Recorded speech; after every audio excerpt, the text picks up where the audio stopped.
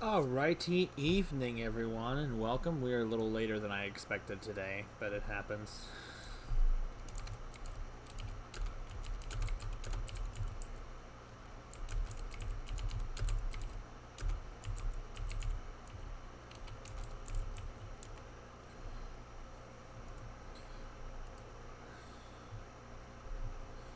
So, do I or do I not give a synopsis for what happened in the last stream? I want to assume everyone probably caught up or was aware of what happened, but is that a foolish thing to decide? I don't know.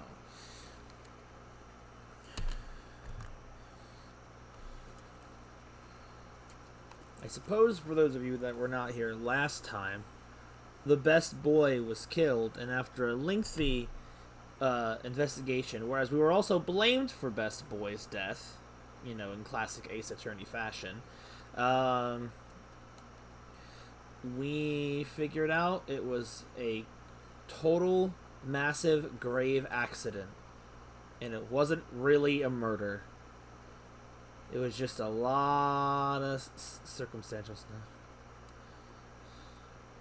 It's quite a shame. We also met the very interesting Herlock Sholmes, the ninja guy Sora likes. Exactly. I forgot his name, but yes, Ninja Boy is no more. It was not a pretend death like I was worried. So the entire time we were on the ship last stream, Kazuma, thank you. There we go. My brain, it was on the tip of my tongue. The whole time the last stream was we being blamed for Kazuma's death because we were hiding in his room, and that's what we were doing the whole time, was trying to prove we weren't Kazuma's killer.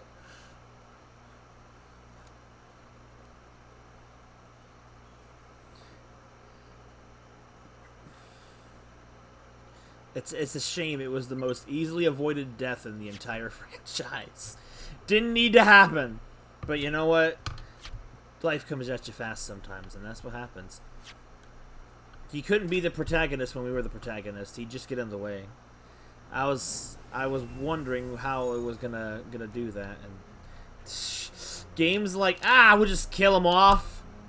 What brings two people together than the death of another? Alright, so, but the end of the case ended up with us basically begging Tuseso? I think that's how her last name is pronounced. I need to look at it to see. I can't recite it from memory.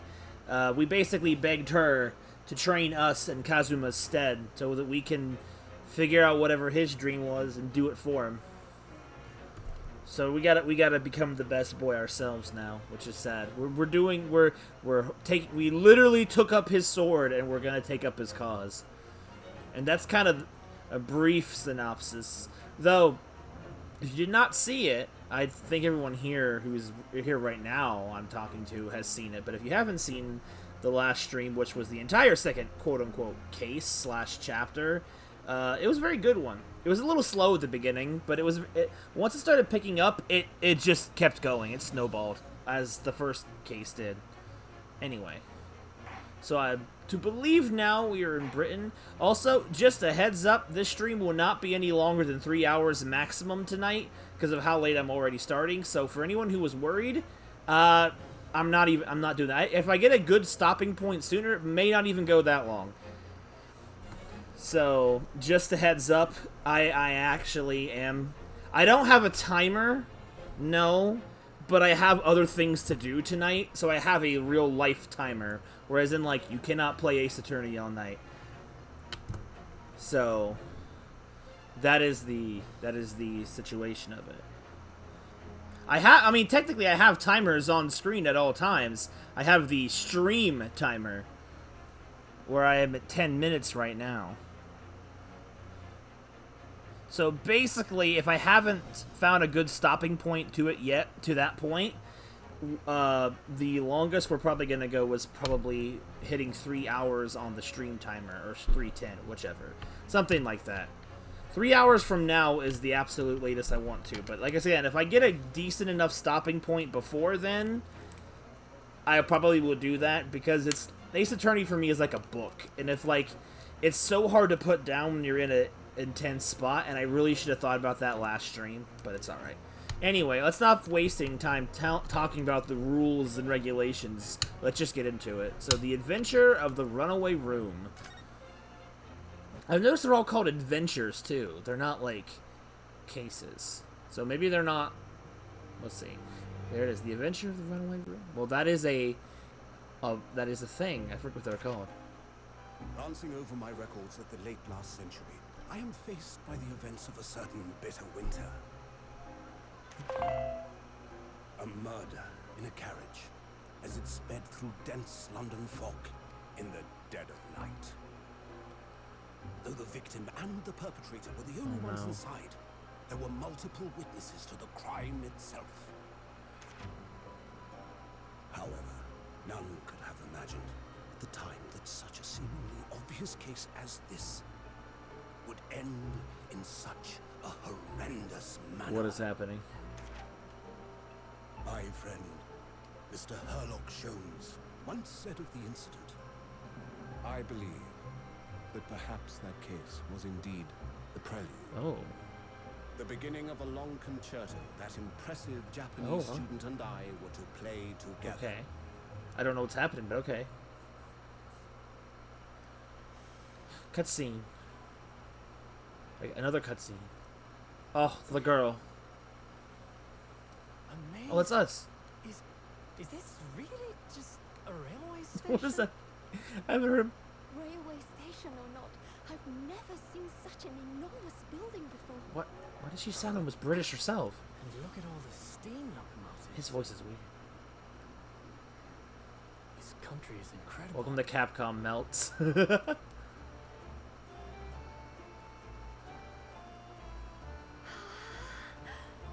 Dude, we're wearing the Best Boys cloak or whatever. Or did you have a cloak? I don't remember. That logo looked plastered on. I feel like I'm dreaming. So this is the capital of Great Britain.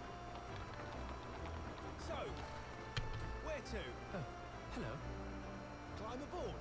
I'll take you wherever you How does he understand?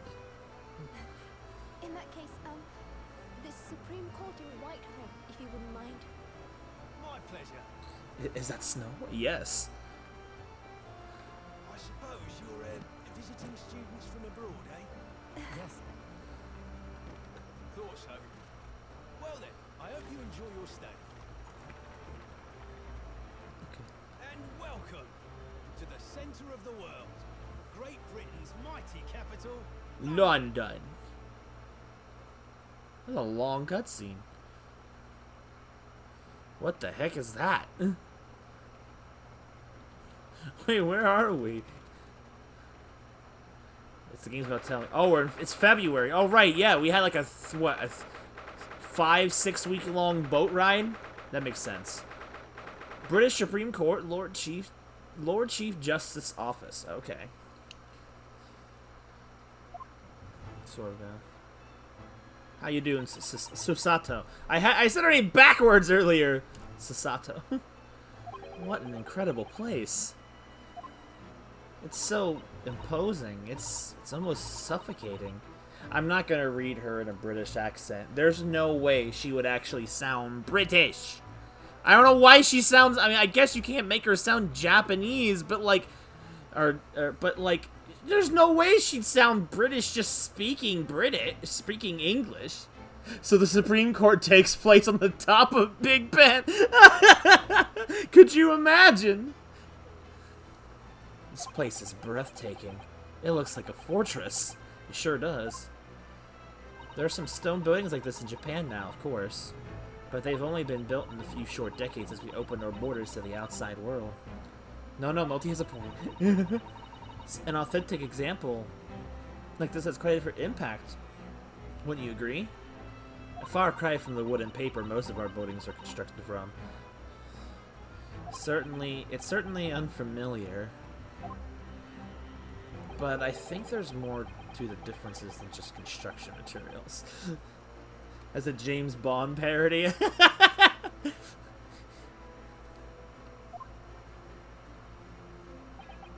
What is this place again? They probably, if they could have gotten away with calling him Sherlock Holmes, they probably would have, but they, you know, there's probably legality involved, so, you know, okay, parody character, this is what he's supposed to be.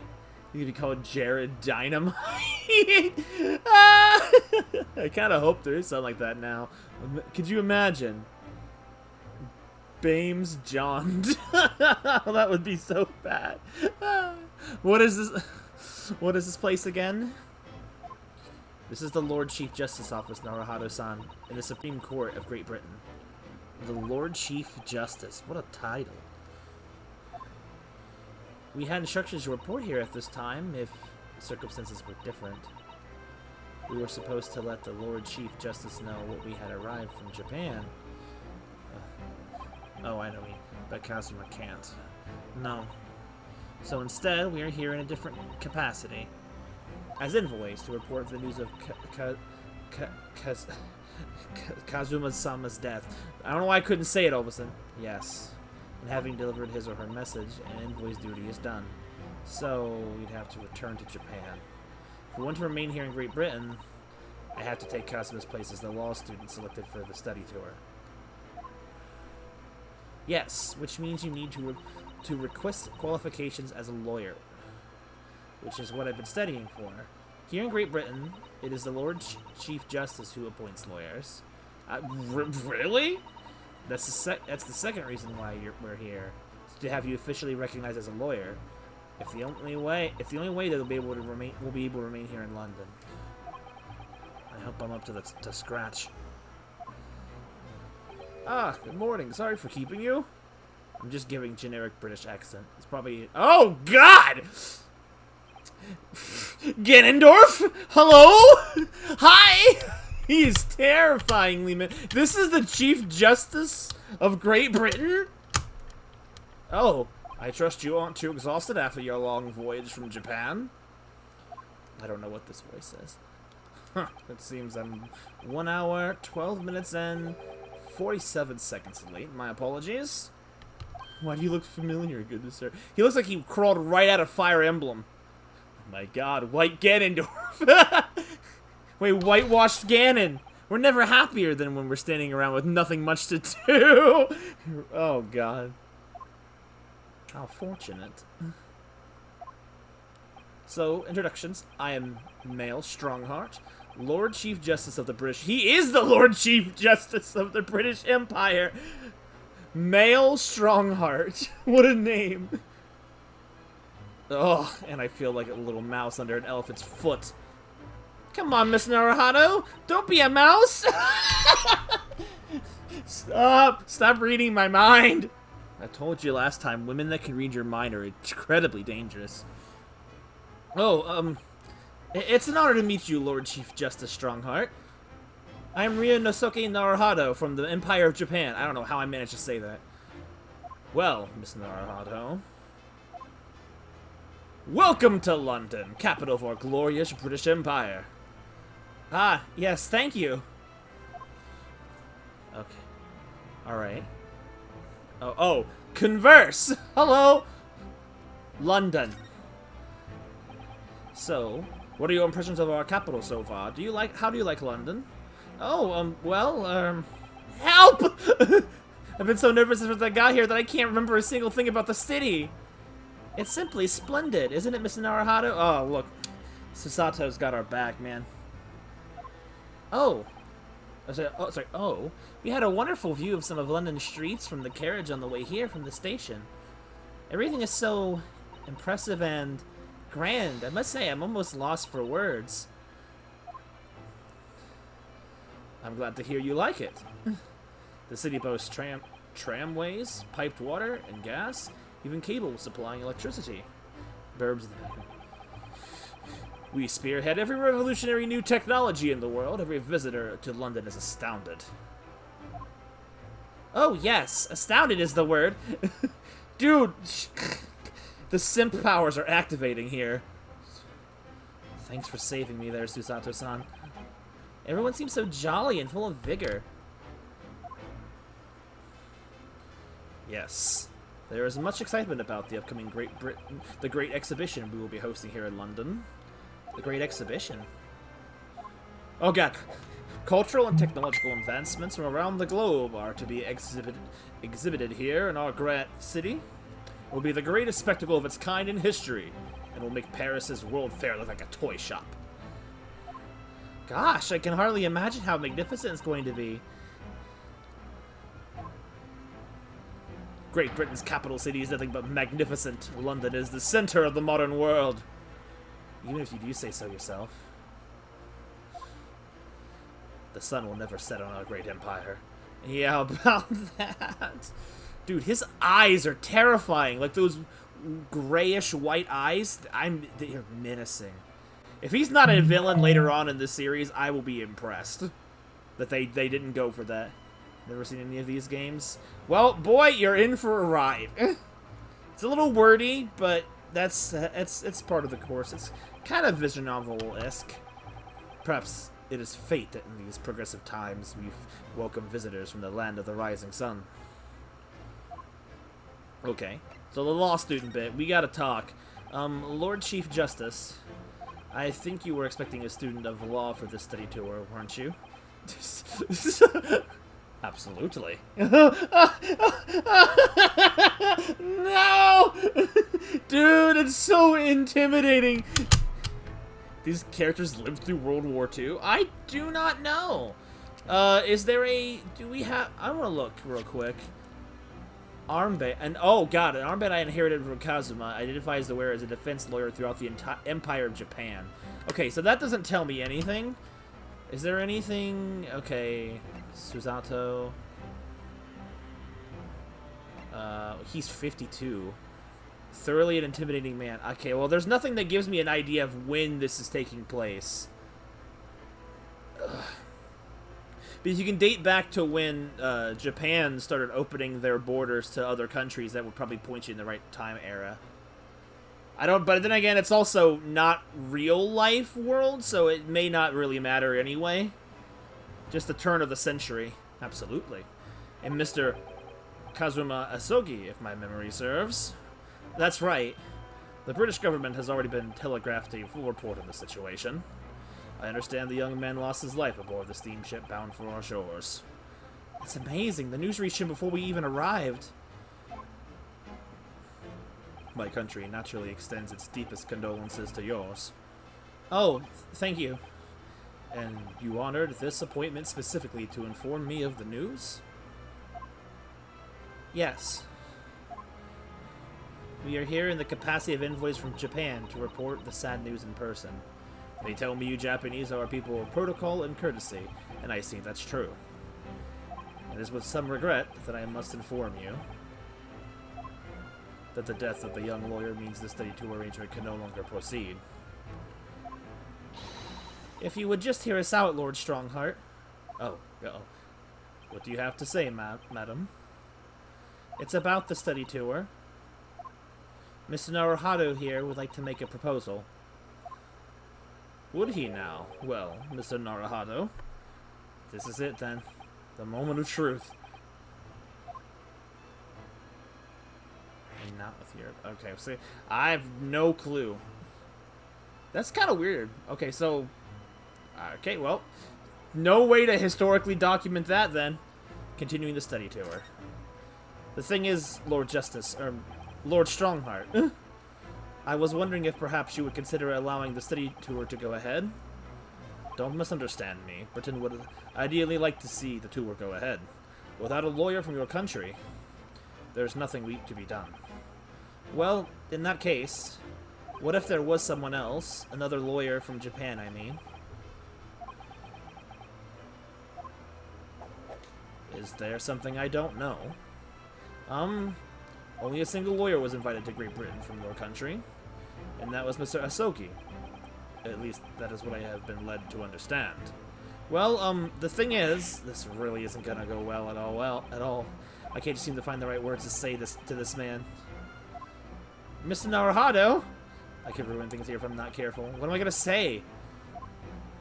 If there was someone else here from Japan who could be described as a lawyer, it's... Miss Susato. It's me. It's me. I can do it. Is that so? I mean, I don't actually have any qualifications as such, but no qualifications, you say, and yet you still claim to be a lawyer. I have acted as a lawyer in court before. Only once, as it happens. I had Kazuma to help me, and I was the accused, but glossing over the details. I've been spending every spare moment on the journey here to Great Britain studying. I've learned all about British law and court proceedings while I was on board the SS Bura. The voyage from Japan is some 50 days, I believe. Not what you might call a full education. To become a qualified lawyer here in Britain, not only do you need a university degree in law, you must also complete several years of training. I realize it's far too short a period of time, but I can't just go back to Japan. Kazuma, Mr. Asogi's journey had only just begun. Coming here on the study tour was all he thought about. I have to carry on and do everything he planned to do. Oh, that's gonna reach him, man, is it? Both America. Oh, both America and Europe? Maybe it's the same year because America is established in this world, just not very much. 1853. That feels kind of period accurate. They're still using steam engines and all that. I know it must sound like I have an overly inflated opinion of myself, but I would do anything to prove that I have what it takes. Any test you care to set me. Just one chance. That's all I'm asking for. Please. 31 seconds. Sorry? Your opening statement there, Mr. Naruhado. It was 31 seconds long. Not too brief, not too protracted. A perfectly judged appeal, I would say. Which is a skill that would stand you good and in good stead as a lawyer. Oh, thanks. So, you're willing to put those words to trial, are you? Well, I'm all for entertainment. Huh? But let me ask you one thing first, sir. Yes. You say you intend to do everything Mr. Asogi planned to do. Are you firmly set on that path? Well, yes, that's my intention. I see. Am I imagining things? Or did his expression just alter a fraction there all of a sudden? Very well. You have your wish. I'll give you a chance. A test to become a specially certified lawyer. Whether you pass or fail is entirely down to you. Really? So, what form will the test take exactly? Tell me, Mr. Naruhado, what do you consider the role of a lawyer to be? Well, defending people, of course. Well said. So, let's have you defend someone. Huh? That's not rocket science, Naruhado. Your timing is perfect, in fact. There's an apt trial about to begin later today. Oh, wait, are we going right into a trial? No advocate has been appointed for the defense as of yet, so this will be welcome news. Today? Straight away? If you manage to secure a verdict of not guilty, you will have passed my test. What could be simpler? Oh, how do I get myself into these situations? Bro, no! Well, could I ask, what sort of trial is it, Lord Strongheart? Yes, good question. I remember. Did he forget? It's a murder trial. Oh, of course it would be a murder trial! A murder? An extremely simple case, I understand. You really can't lose. That's easy to say. But I should mention, just in case, if the defendant is found guilty, he will, of course, be sentenced to capital punishment. Capital punishment? He'll be put to death? Here in Great Britain, murderers are sent to the gallows without exception. Presumably, you read that much in your short sea-based introduction to British law.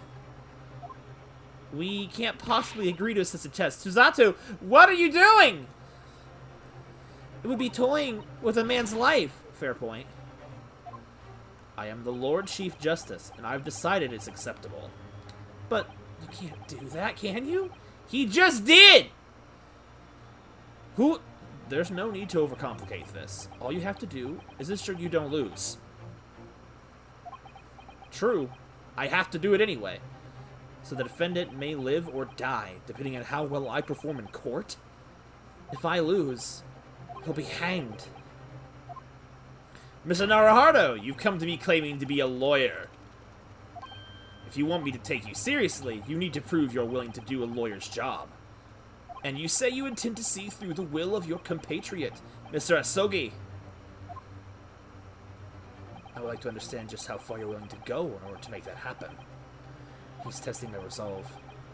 What's the matter? You've fallen silent?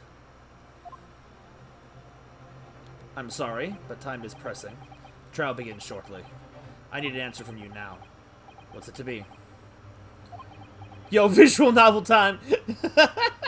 Welcome, Ice. Welcome to the prime British man of the courts, or what his title was.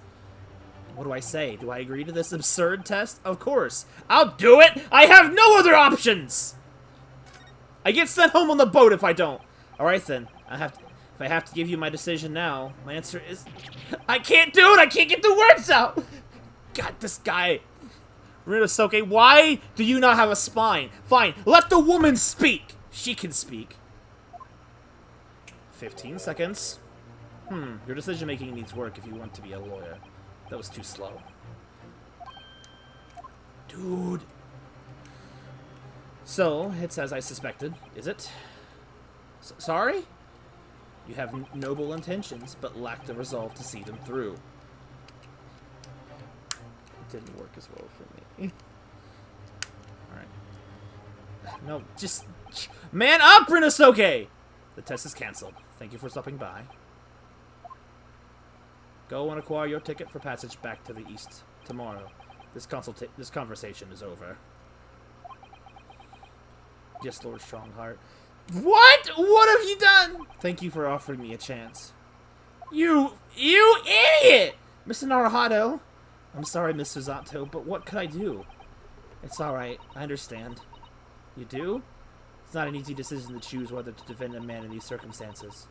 But resolve has absolutely nothing to do with it. Whoa, whoa, whoa, whoa, whoa, whoa, whoa, what? What is she saying? Oh, she got his attention. What are you trying to say, madam? Dude, don't hit her with the stick! I think what Mr. Sato means is that no matter how bad I like to be recognized as a lawyer and stay here in Great Britain, to risk another man's life by treating his one and only chance at a trial so trivially would be utterly unforgivable, and I feel exactly the same way. I'm sure the defendant won't see this trial as a test, some kind of experiment.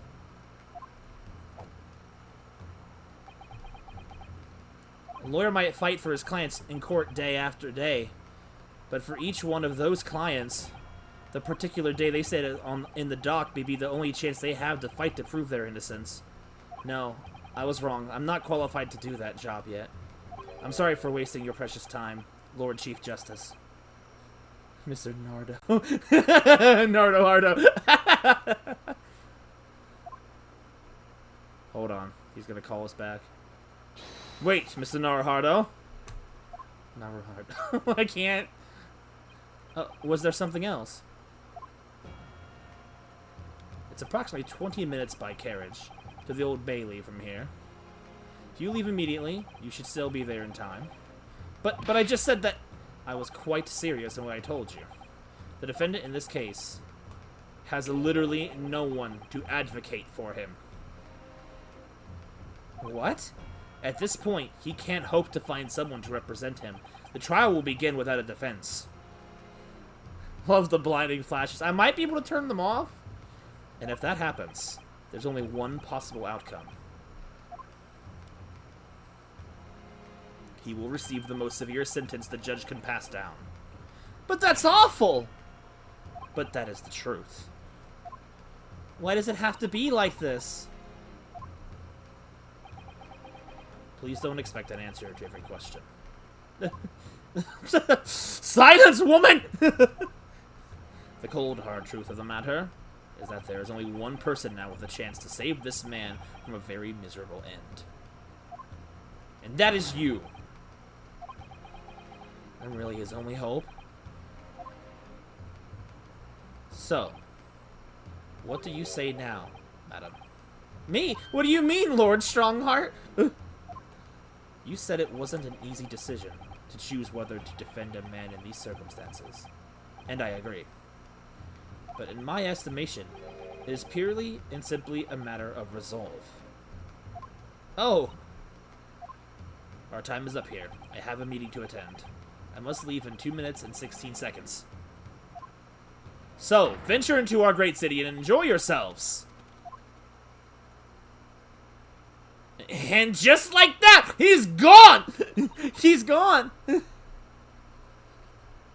You have to leave right now. The Old Bailey. We're off. If we're going to do this, Mr. Naruhado, we must leave at once.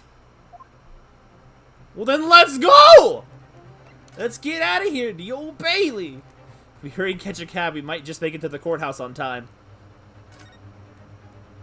Are they gonna know who the heck we are when we get there? Oh, yo, we got the defendant's lobby here.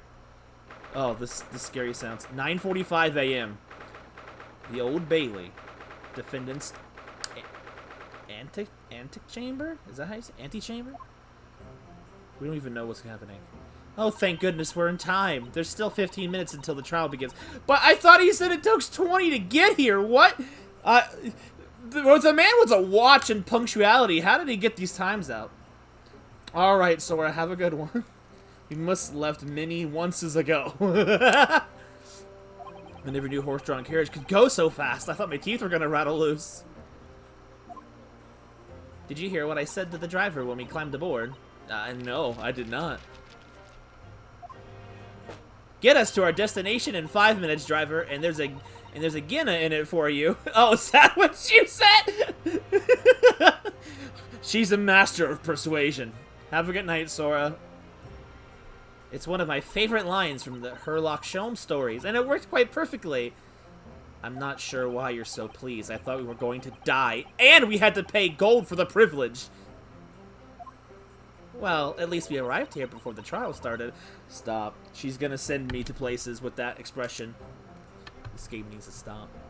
Yes, I suppose there's that. There's no suppose. She did the work!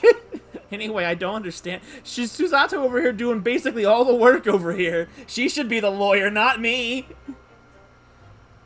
Anyway, I don't understand it. The court clerk said the defendant should be here, but there's no sign of him at all. Are they hiding? Talk to the man with the so this is the Old Bailey. Even this room for defendants is to wait in is grand. It is very pretty. Are you all right, Mr. Naruhado? I'm feeling tense. That's all. This place gives me the same sense of foreboding that I remember from the Supreme Court of Japan. An oppressive air, almost as if the building itself is going to crush whoever is about to be sentenced. It was only yesterday that I was the one about to be crushed. But instead it was actually like 60 days ago. So I mean, like, it's 2 months ago. Yes, whoever the man you're to defend is, I imagine he's feeling very alone at this moment. Top of the morning to you, madame. Sir. Ooh. Oh my god, who are you? What are you doing following me in here? Things are fair desperate, are they? Sorry? Would you look at those expressionless faces from the east, are you? Is this how you say it? Ninja leprechaun. We're from Japan, yes. Ah, Japan is it, right? Say no more. So, how much do you need? No, we're just here because... No need to explain, fella. I've been there myself, so I have. No place to go, nothing to eat, barely a penny to your name, and all in a strange faraway land. Well, actually, we haven't found a place to stay yet, no. 'Tis grand, 'tis grand! Let me start by giving yous 1,000 guineas. Say nothing now. 1,000 guineas? Please, Miss Susato, you don't have to shout. But 1,000 guineas is Enough to build an entire mansion in the most prestigious area of Tokyo. What?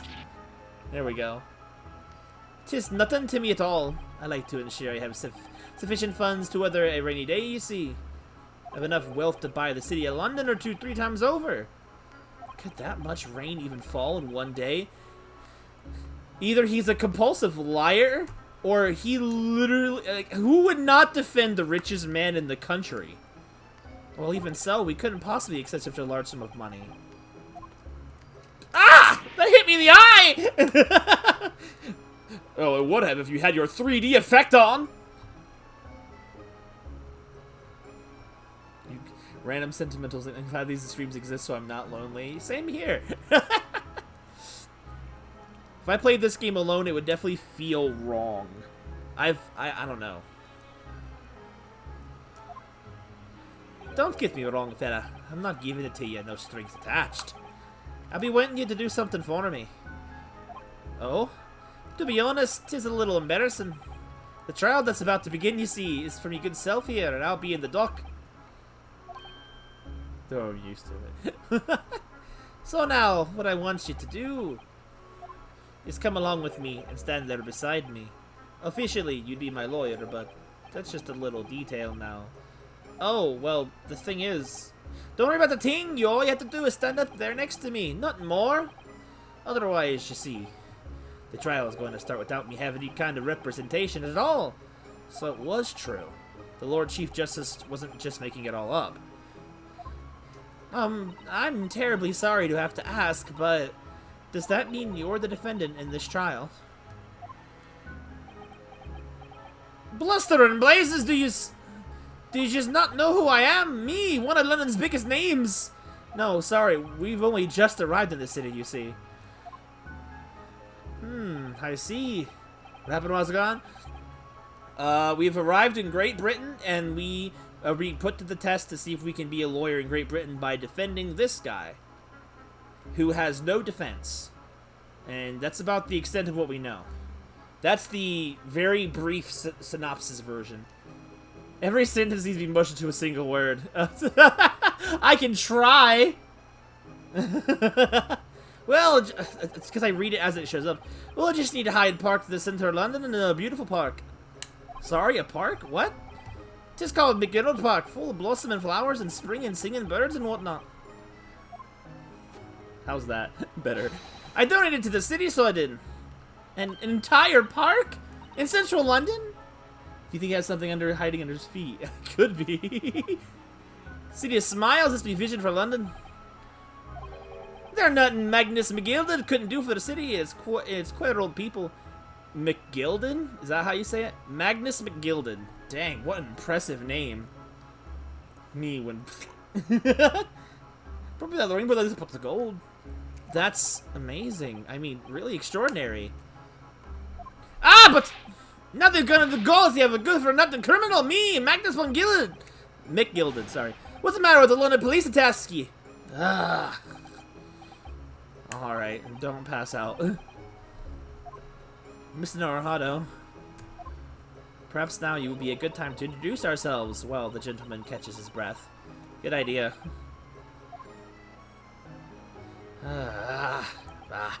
Mr. McGilded, the thing is, we're actually here in London to study British law. Okay. We're law students on a study tour from Japan, you see. So, if you don't have a lawyer for the trial yet, and you'd be happy to put yourself in our hands, we'll do our best. What was I after saying, you daft idiot? I give you 1,000 guineas to sit up there next to me, haven't I? Well, yes, but I wasn't really offering just to stand up there next to you. Oh, I think I see what's going on here. Sorry? I know what you're thinking. This Chancellor fella seems to come more money than the Queen. But if that's true, why had the Blazes County hired the finest lawyer in all England? Good. I mean, I kind of was thinking that. I thought it more of like, why would anyone not defend him? Because he did it! That's the only explanation! Well. Well. Not at all. Not at all. No. Not at all. Although it is a little strange, to be honest. Why don't you have a lawyer, I mean? That would be the fault of the Reaper. What? To compensate for his vertically challenged nature. Sorry? Did he say the Reaper? Aye, the Grim Reaper, the Gaily, Lord Baruch van Zeeks, he is a prosecutor. Oh, okay. The prosecutor is the Grim Reaper? When Van Zeek stands for the prosecution, they call the accursed his sacrificial lambs. Oh my god. We are the lambs to the slaughter! And to this day, in every single trial in which he's been the prosecutor, the accused has been damned! What? So it's reached the desperate situation where there's no one willing to stand in defense against the fella at all. You could say he's a living legend of the Old Bailey. Goodness. Lord Baruch van Zeeks. Or is it Zykes?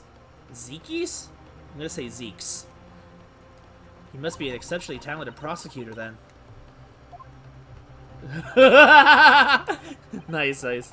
Tell us isn't the word you're looking for, madam. It's cursed. Cursed? What on earth? The defendant is summoned and his counsel. Please make your way to the courtroom. The trial's about to begin. His counsel, that would be me. Oh, 'tis time, hooded fella. Don't let me down. But I don't know anything about the case. You haven't told me what happened. Yeah, we wasted all this time chatting. Till you showed your face here. I made up my mind, so I had. Sorry? I decided I'd have to defend myself in there. How would that have worked? Zeeks von Ganbu, bringer of chaos. But then you made an appearance, a student of the law, wouldn't you know? 'Tis no accident, I can assure you of that. 'Tis fate. So don't get cold feet now, please.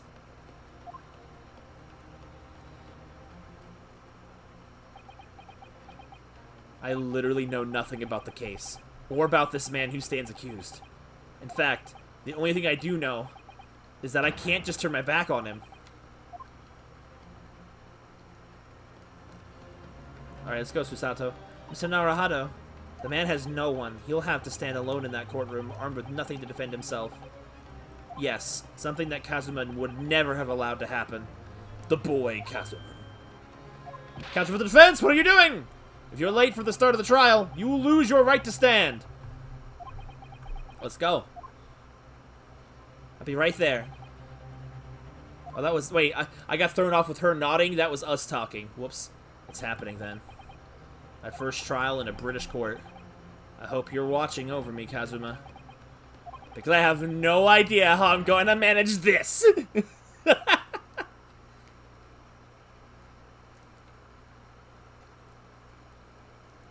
It's okay, Susato. I have over 100 hours in Among Us. I can do this. Do the fire! 10 a.m., the Old Bailey courtroom. Where's the judge? What the frick are you? That's a lot of people. So this is the highest court in Great Britain. The Old Bailey. Fire! Fire! Centuries of history in this place is palpable, isn't it? It's so different to the Supreme Court of Japan. It sure feels both imposing and serene at the same time. The atmosphere almost makes words redundant. Whatever the country, determining a person's guilt or innocence is always a solemn affair. May I say something, Mr. Naruhado? Please. Yes. Oh, yes! What? Yo, we got the sword. Stop. Oh, no! Your eyes look ready to pop out of your head again. Look at her eyes! She's so worried! I mean, is this not the face that inspires confidence? I don't know. This guy seems pretty confident to me.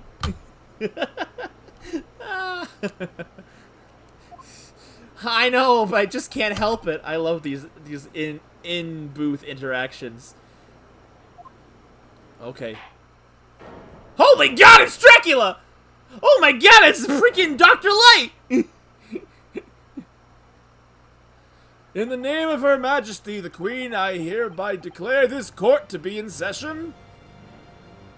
We are here today to determine the guilt or innocence of Mr. Magnus von Gilton. I now call upon the counsels for the prosecution and the defense to declare their willingness to proceed. What is a man? Okay, well, I'm going to speak in vampire because I don't know what else to do. The prosecution is fully prepared. I don't know, I'll try to anyway. This must be the Reaper of the Bailey. He really does look fully prepared to dispatch his next poor victim into the underworld. Counsel for the defense, you appear to be Eastern. Do you speak English? English, mother... Do you speak it? Huh? Oh, yes, of course. Sorry. But he asked if the defense was ready. And I couldn't be further ready if I tried. Those eyes please me. Nipponese. They shroud your fear, your doubt, your trepidation. They run wild, clinging to some phantom notion of courage. Roll your R's, Dracula. The quintessential look of a sacrificial lamb. A cold shiver just ran down my spine all the way to the tips of my toes. I'll fall into it eventually. Give me time. I don't remember how to speak in Dracula. There we go. That's a little... Now, Mr. McGilden. Yes, my lord. You stand accused of murder, a capital offense. You could be sent to the gallows if found guilty. 1 guilty verdict, 2 guilty verdicts. There we go. A little better. Are you quite sure you wish to entrust your defense to this foreigner? As I've already said, my lord, 'tis a grand thing to give opportunity to the young. Even if is a student from some little island off in the Far East. Is it not the British way to ignore the dangers up to yourself and give those less fortunate a fair chance? I like to think that the acts of chivalry do the great British Empire proud. Listen to Mr. McGillidan. What a fine gentleman London has in him. Do you hear that he donated £5,000 to the government the other day? Mother, please may we go and play in Mr. McGillidan Park. It seems as though everyone in the public gallery is firmly behind Mr. McGilden. That's definitely welcome news. And he certainly has a way with words. I'm surprised he couldn't convince anyone to defend him. It's Dracula over there, bro. I don't see a ratio. Eloquently put, Mr. McGilden, and most laudable his sentiments. Now, ladies and gentlemen of the jury. Oh, there's a jury. I'm sure I need hardly remind you that you 6 members of the public have been selected for your impartiality. Blah, blah, blah. Are you ready to proceed? Yes, my lord. If the task is to send rotters to the gallows where they belong, I'm more than ready. I am at the manor. His lordship always says we should dispose of rubbish promptly. Naturally, I agree. Ha! Any criminals here would be wishing they never set eyes on me. What the heck? He's drinking in court! His beard is a freaking horseshoe! I feel chill. Oh, don't mind me, my dears. I'll just be getting on with my knitting. Must finish these mitts for my grandson. My god, what is this? What is this gaggle of idiots? Ah, Mr. Naruhito, those people are... The jury, yes. That's something we don't have in Japan yet. Fun fact, you cannot brandish a knife in court or throw it. Right? That's right, I've only ever read about it. But here in Great Britain, the court's final verdict depends on the opinions of these 6 jurors. The judge passes sentence according to the law, but the jurors determine guilt based on common sense. So the defendant is ultimately judged from 2 completely different points of view.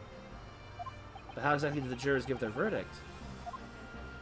That I don't know, but I'm sure it'll become clear as the trial progresses. Yes. Bonk! Prosecutor Van Zieks, my lord. It's been a number of years since we've seen you here in the courtroom. I thought you'd renounced your fame. I am known as the Reaper of the Bailey, my lord. Infamy rather than fame, I would say. But yes, 5 years have passed since I last spread my wings in this capacity. So what brings you back? Is there some change of circumstance of which the court should be aware?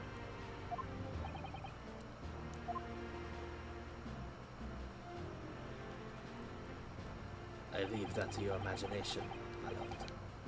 So the Reaper has been out of action for 5 years? Why did he have to choose today of all days to make a comeback? Don't lose heart, Mr. Naruhito. As you wish, sir. The court nevertheless welcomes your return. Now then, opening statements, I think. In summary of the case, if you please. Yeah, you really... Certainly, for my lord. As your lordship is aware, this case is overwhelming simplicity. We must be the only ones in here who aren't aware. In the incident took place in the evening, 3 days past. The hour was of some minutes after 10. The victim was maker of big building bricks known of the community as the Thrice Fired Mason. I'm trying. Sorry, Thrice? He was a very accomplished craftsman. The bricks he fired were said to be almost indestructible. Okay.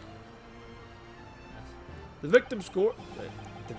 The victim's corpse was discovered in an omnibus in the surface of the streets of London at the time.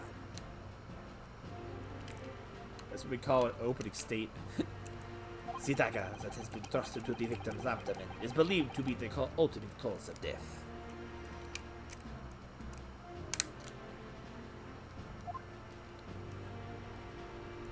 Here is the autopsy report from the investigating medical officer at Scotland Yard.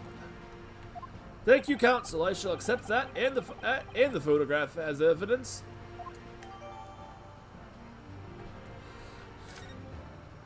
There we go.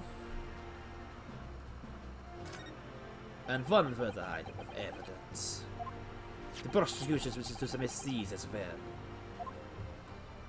And these are... good lord! The blood council! Yes, my lord. Seized by the policemen who have arrived at the scene. These gauze-soaked gloves were taken from the hands of the accused when he was arrested. What?! Mr. McGilden's gloves had blood on them? Well, that's not a great start. Yes, I will accept these in the evidence as well. Of course, of course, of course. How did I get into this? I backed into a corner before I even started! Continuing. According to the driver of the omnibus, there were only 2 passengers traveling inside this vehicle at the time. Only 2? Obviously, one of the passengers was the deceased brickmaker, Mr. Mason. The other was the accused, Magnus von McGilden. I keep saying Magnus von. Dude, that gaze is intense. Well, rather damning circumstances, to say the least. Defendant, what say you? Oh, God. Well, of course they have no recollection of such a team. Mr. McGillen! To be sure, I rode the omnibus that evening. Whenever I'm in a carriage, I'm taken with a fierce tiredness and I always succumb to it. Are you claiming to have been asleep? 'Tis the notion of the carriage, my lord. Lit and so it is, and when I opened my eyes again, 'twas a desperate sight before me. The body of a man I never laid eyes on before in my life. Now I ask yous, what good-hearted soul wouldn't rush to help a fella bleeding from his stomach? I wasn't about to start worrying about my gloves now, was I? I reached out to give the man a hand. So the blood got onto the gloves then, after the man had been killed. We did the JoJo point. Unfortunately, that statement of the drivers is only the beginning. What? There's not all of it? There were multiple witnesses to the precise moment in which the brickmaker was fatally stabbed.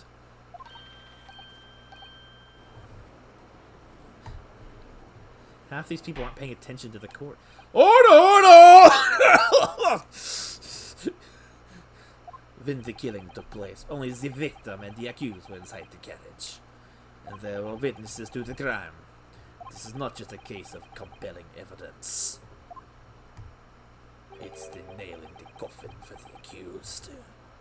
I'm trying to do both the accent and do a deeper voice. It's very hard to do both. Looks like an Animal Crossing character. He does! He really does! Honestly. Well, guilty! Thank you, counsel. The circumstances of the crime have been made quite clear. I think we will hear testimony from these witnesses first of all. Your wish is my command. Whoa, whoa. Belif, bring the witnesses in at once. Oh my god, we got a couple of people in here. Witnesses, your names and occupations. My name is, well, everyone called me Beepo. I drive the omnibus in the East End. Bruce Fairplay. I'm a banker in the city. I'm not gonna remember these guys' voice. My name's First. Lady First. Lady First. Make hats for gents. Let's begin by confirming the facts. 3 days ago, at a short time after 10 o'clock in the evening, all of you present in the stand were in an omnibus and witness to the aforementioned accident. Is that not correct? You guys sent by trade, I can tell. Yes, sir. Quite right. Yes, sir. That's right, sir. Very well, then. Let's proceed to your formal testimonies, please. Each of you will tell the court precisely what you saw. Witness testimony. What the witnesses saw. It was the last bus of the evening, so I had a few customers. I remember it well. The victim and the man accused of killing him were sat next to each other inside the bus. Then, out of the blue, the accused just rushed over and plunged a knife right into his guts. That's right, he stabbed him. I screamed I did. I couldn't help it. Dude, that hat. As soon as I heard the scream, I stopped the bus and I saw it too. Dude, these don't look like real people. An ambiguous testimony, I must say. Exactly, my lord. These men witnessed the incident in the omnibus with their own eyes. What? How do they all fit in there? I'd like to ask a question, if I may. Yes, counsel. Well, this testimony makes absolutely no sense to me whatsoever. Why not? Well, the incident took place inside a moving carriage, didn't it? It has been clearly stated from the outset, yes. Well, in that case, how could those two witnesses possibly have seen what happened? There's no way they could have seen the inside of the moving carriage. We said something incredibly stupid, didn't we? Well, one of them was the driver! How quaint. I read that civilization in the Eastern Island nations was a good century behind our own. But you're here in London yourself. Are you really so ignorant about our omnibuses? Huh? Tell me, my Nipponese friend, have you even traveled in an omnibus? No. Well, no. We only arrived in London this morning. No matter. I have arranged for us all to see for ourselves the actual scene of the crime, that is. What do you mean, the actual scene? How? A carriage is designed to be moved, after all. Presuming you understand that much. Yes. The omnibus in which this bloody crime took place is here today in this very building. Here? What? Sounds like a superhero vehicle. The entire carriage! You keep saying carriage. Belif! Bring forth the stricken omnibus. Wait, how? Oh my lord. It's big. How did they fit it in here? So that's an omnibus. The omnibus. I can't believe they could bring something so enormous in here. Great Britain's courtrooms are amazing. Oh yeah, I would fight crime in that thing. As you can see, the omnibus is pulled by 2 horses and can carry up to 8 passengers. 4 passengers seated inside the enclosed cabin, and the other 4 on the rooftop deck above. Every Londoner knows that the best views of the city's architecture and sights are to be had from the top of an omnibus. And I should point out to our foreign guests that there is a skylight in the roof, allowing a view of the interior from the seats above. Ah, skylight. Oh! It's been a while since I've seen this in court. It's been so... The penny drops at last, I see. These 2 gentlemen were occupying the rooftop seats on this omnibus when the murder took place. That is how they came to witness the grim incident. Although through the skylight. Ugh, that makes perfect sense. Well, counsel, this is a first. In all my years behind the bench, I never expected the crime scene itself to be brought into the courtroom. There are a number of important clues remaining inside the carriage, my lord. I would like to submit the omnibus itself as evidence. That is the prosecution's wish. He's actually bald. Very well, I see no reason why not. The omnibus is hereby formally accepted as evidence. Okie dokie. I can't believe it. The entire crime scene entered as evidence? That is a first. Yes, Great Britain is simply extraordinary. I could help myself a lot by giving that omnibus a thorough examination, seeing as it's here. Well, should we do it now, then?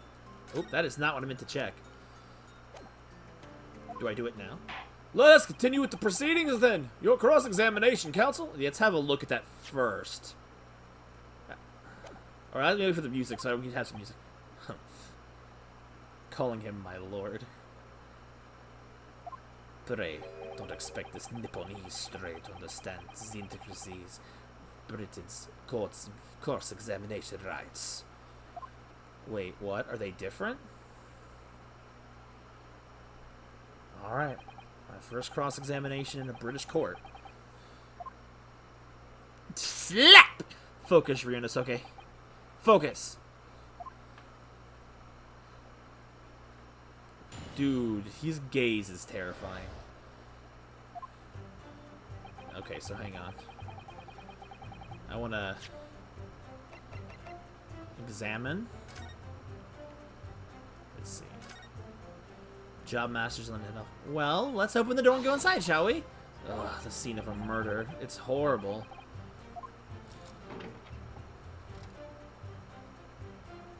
Oh, this is weird. Just do this. That's blood that soaked to the seat. The victim's obviously. Yes, and that seat would be clearly visible from the roof deck. Would you really stab somebody in full view of the other passengers like that, I wonder? Well, it was after dark. And there was a lamp on in here, so perhaps the culprit couldn't see anything outside through the skylight. Whichever way you look at it. It doesn't seem like it was a planned attack. What's this? Ah, that's a poster for the great exhibition that's due to start 6 months from now.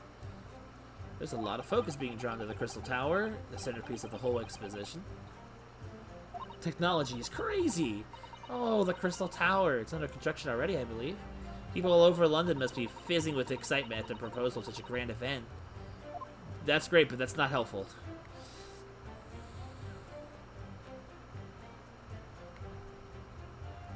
Is that anything relevant?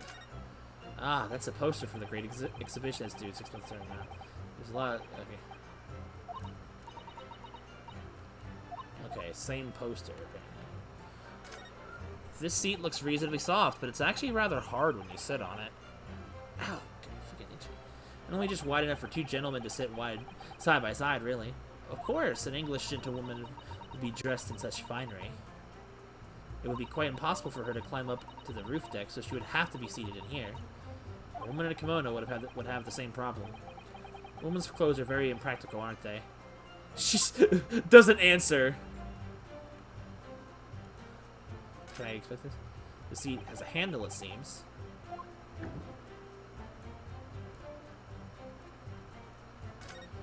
This looks like all sorts of equipment that might be needed to keep the omnibus running. Feeding tubs, tools to repair wheels, blankets, horseshoeing tools. So it's a storage compartment for the coachman to keep his things, it seems. Doesn't seem to be any space for passengers to stow their luggage, that's for sure. Well, I don't imagine it'd be very convenient for that purpose anyway.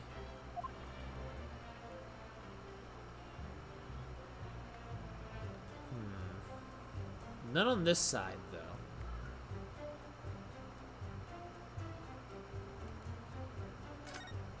It's quite a large skylight, isn't it?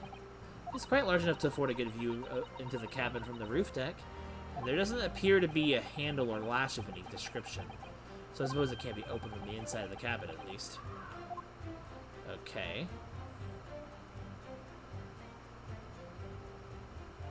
I don't think there's any more... Aqua almost fits really well with her 2D sprites. Okay, let's go back out then. Have you seen enough? Let's step back outside then. I really don't know what else is in here right now. I might need to look more closely later.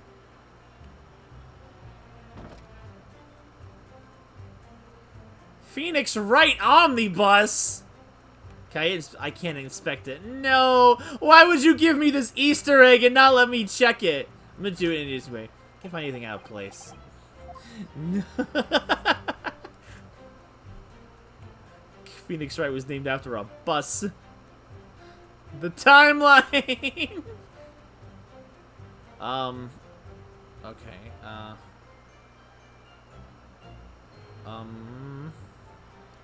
what's this? So this is the roof deck of the omnibus. Oh, you must have a wonderful view of London streets from up here. So people sit all the way up here on bitter winter nights with the cold air rushing past them. They have to pay money to do so? Brr, I can't imagine how cold it must feel. That just made me think of something horrible. Can you imagine being dragged around the city in the freezing cold as punishment? Perhaps that is the real price you have to pay to stay out late. Is this the thing again?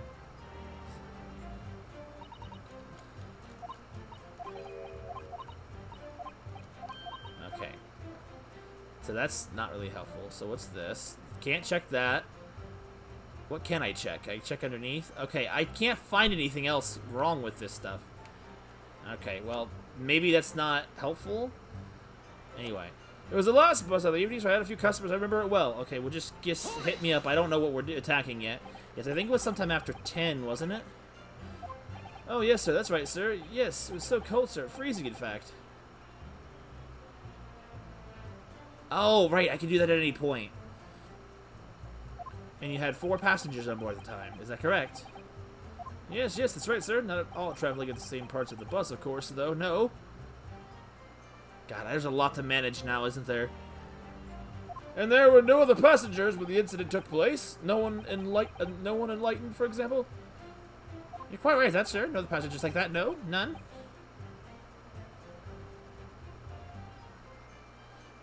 Okay.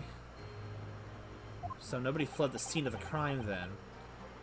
I have to say the boss insists on running. He does every evening. That last bus of the day. I just keep checking everything. But I do wonder sometimes if it's altogether worthwhile. Yes, sorry to say. I just keep looking around. What do you mean by that? Well, with it being so cold and everything, and only making 20 pence on the run, you see. Yes, I spend that much at the pub on the way home, just trying to warm up again.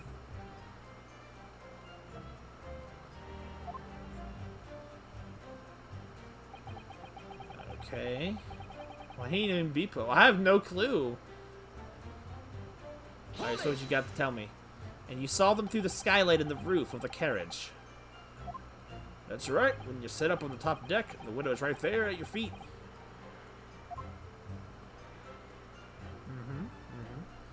There was a lamp on the inside, so I had a pretty good view. The 2 of them were wearing hats, and I couldn't exactly make out their faces. But there was just not a shred of doubt on my mind It was Mr. Gilligan. Wait a second. I've already pieced together a problem here. The wrong person is wearing gloves. But we're gonna keep going. How can you be so sure? Well, how can I put it politely? Mr. Gilligan is a gentleman of rather small stature. I couldn't have mistaken him for anyone else. Let's not forget that when the vehicle came to a halt, only the people inside the enclosed cabin were the deceased Mr. Mason and Mr. McGilden. Why did my man bring a katana into the courtroom? I mean, I would say that, but Mr. Van Zeeks over here has a saber. So I think we're gonna just get a sword fight at the end of the trial or something. I don't know. There's no room for doubt here. Ugh, I really wish there was. That's worth it then. Then out of the blue, the accused just rushed over and plunged a knife right into his guts. Hold it! Both Dracula and Abraham Lincoln are in the courtroom right now. You actually saw the exact moment it happened. Well, not exactly. It's probably what we're going to hear next, or something to that effect. Did I already testify to that? Or a fair dinkum, hard-working city banker is not considered trustworthy these days. Oh, no, I didn't mean that. This is no good. I've already got his back up. Perhaps you could just tell us what you saw in a little more detail if that's... My lord! Juror member number 3, what's the meaning of this? My mind is made up, my lord. Completely and utterly made up. Made up about what? I don't like the stinking rich. Never have. They've always got something another that they shouldn't be. Every one of them. Oh my god. Our jury doesn't have common sense. And that little leprechaun of a man is no exception. Well, he can't fool me. What is this nonsense? Excuse me? There's no point wasting time listening to any more of this. That's my opinion on the matter anyway. Well, I didn't ask you. That's precisely what I was about to say. No, what?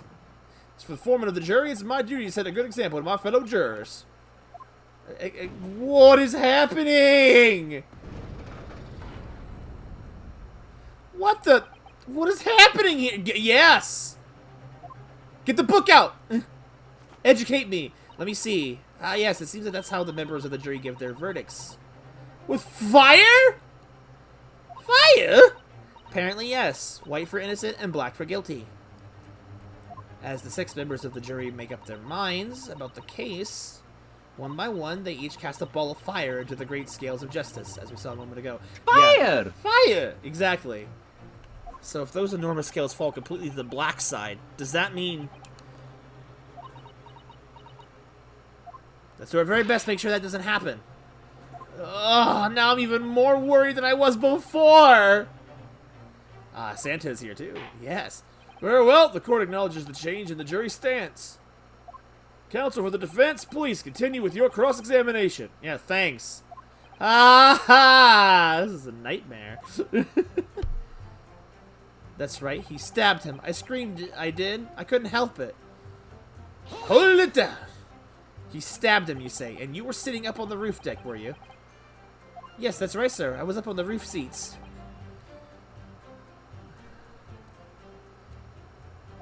Remember seeing the little gent sitting next to the fellow when he was stabbed? I've been thinking about that new hat design, you see, so I was just gazing absent-mindedly around. But then, I happened to look down through the skylight. It was sticking right out of his belly, that huge giant knife! Humph! A grim sight indeed! Ah, that didn't help me at all. The jury looked like they're even more convinced my client did than they were before. That appears to have made everyone even more dubious that Mr. McGilligan is telling the truth. If only we had some evidence to counter their suspicions. Mr. First? Oh, yes, sir? Is this the knife that you saw?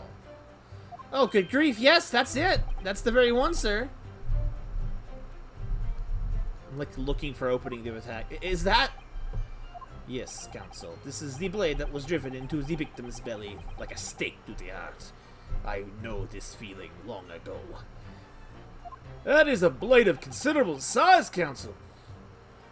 It is, and furthermore, the scabbard is emblazoned prominently with a certain initial.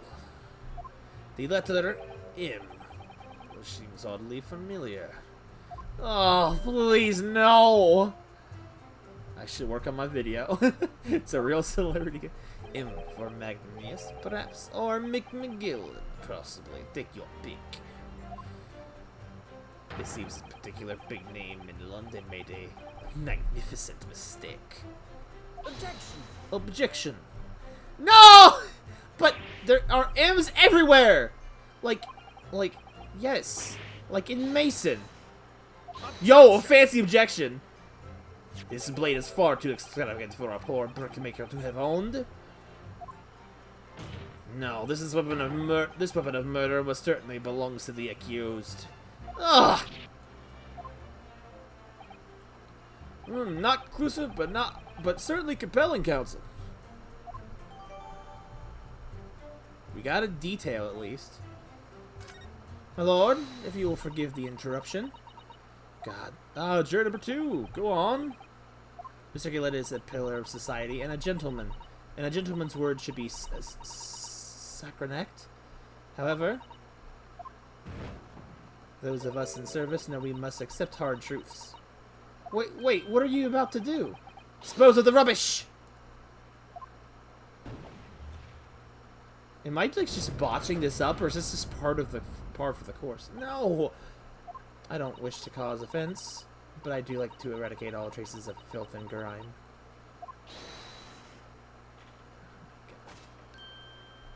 I have painstakingly typed every word you uttered here today and cross-referenced all the facts.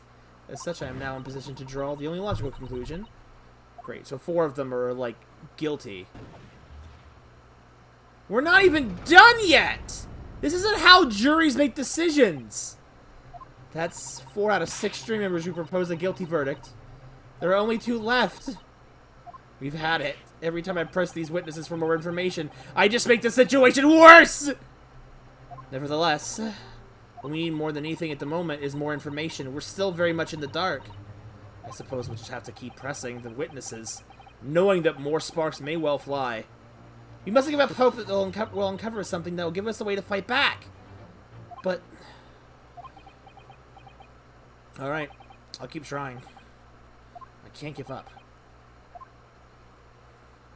I just need to keep calm and listen to the witnesses' statements again.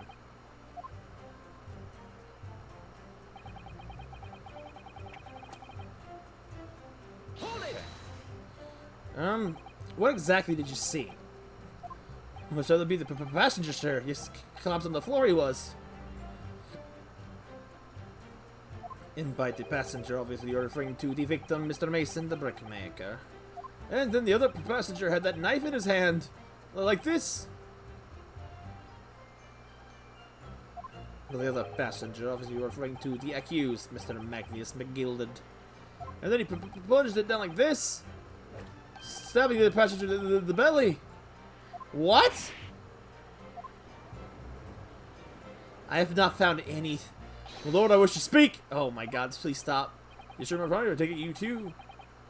At the master of the London Guild of Coachmen. The idea of murder being committed into one of the city's carriages is utterly abhorrent to me. It won't be right to make a decision before hearing all the facts, though. I said to myself. But I've heard enough now. The horse has bolted, as they say. No, please just keep an open mind a little. Gee up now, Silver Blaze! Finish is in sight! Everyone is crazy. That's only Granny left.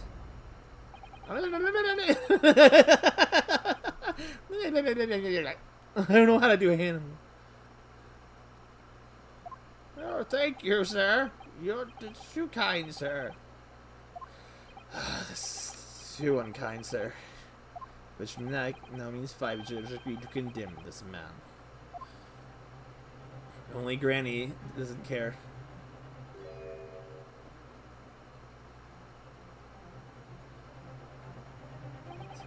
Madame Juror number 6. Yes, dear. What can I do for you? You have heard the testimonies of the witnesses in the stand. Oh, yes, I certainly have. Still got my hearing, you know. Then, pray tell, why are you yet to pronounce your learning? Well, dear, the thing is, I'm a creature of habit, me.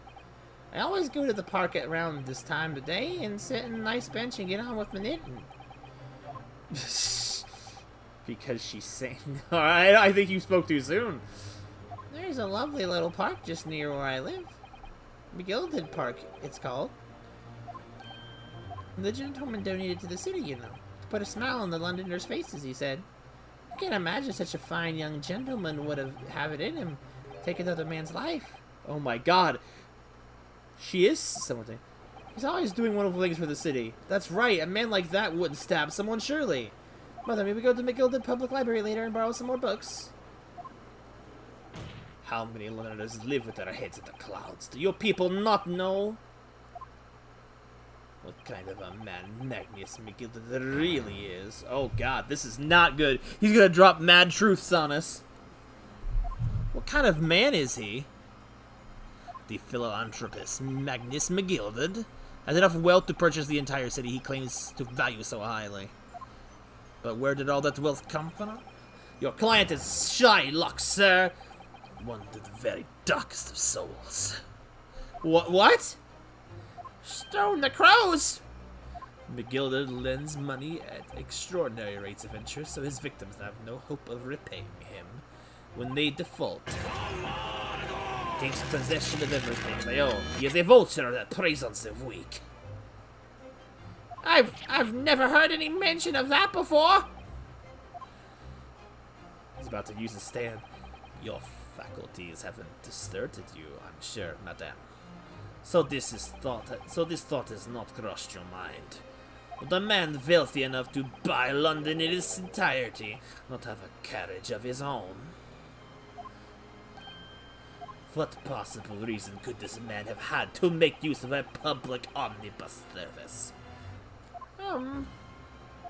You're not saying that the victim, a poor brickmaker, had next to nothing to his name save considerable financial liability. It will come as no surprise that his creditor was the accused Magnus McGilded. But let it also be known that the very day Mr. Mason was killed, the final repayment date for his debts. Several objections come to mind. Exactly! Good gracious! The brickmaker was destitute. He had lost his house. He had not a shilling to which to repay his debts. And in the end, this pitiable soul had the very last thing he owned taken from him, his life. By the merciless philanthropist pretender, Magnus of McGilded. I don't believe it. Who said that? Oh, that was her. She has a hold it. That's cool. If I might add something briefly. Mr. Sato? Yeah, because clearly I'm not doing anything! We're just having a storytelling competition now. You claim that the victim had been lent money by Mr. McGilded. But where's the evidence to support your claim? He's got wine, look out. Oh my god, he's... What is a man? God, it is! It's true! He don't even care! Pray, forgive the discourtesy of failing my hallowed chalice in the court of law. Aha! There it is! Lord of Things, hallowed chalice! How can this be considered acceptable? Dude, you literally have a sword on your person. Woo, calm down. Please tell me he breaks the glass. But I find myself in an unexpectedly good humor. I had heard the ladies from the Far East could show great courage, but I didn't expect to experience it myself. Ah! As a judicial assistant to the defense, I'm simply doing my job. Even though that job doesn't exist in Japan, apparently. What a pity that your display of courage is in vain. This is the debtor's ledger, which details all monies loaned by the accused. You will find the victim's name clearly recorded inside. Oh. Oh, she had such a good point. What is a man? Allow me to present this letter as evidence. And pray forgive the discourtesy of raising my chalice and toast to the enigmatic East at the same time.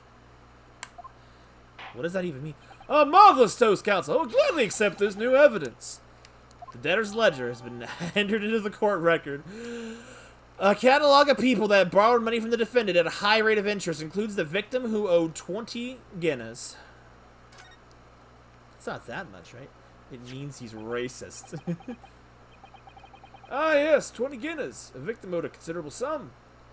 And the accused made quite certain he had ample recompense. Don't do it, Granny. Well, it would seem I've had the world pull over my eyes. Regrettably, madam, it is the modus operandi of the accused. And it's such a pretty little park, too. What a scoundrel. Stop! Do something! Still, maybe it's all for the best. Wait a minute. Let's think about this a little more before. I don't stand for nonsense.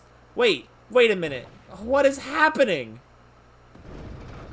Wait a minute. I haven't even finished! Failure. That was it. That was the last juror's decision.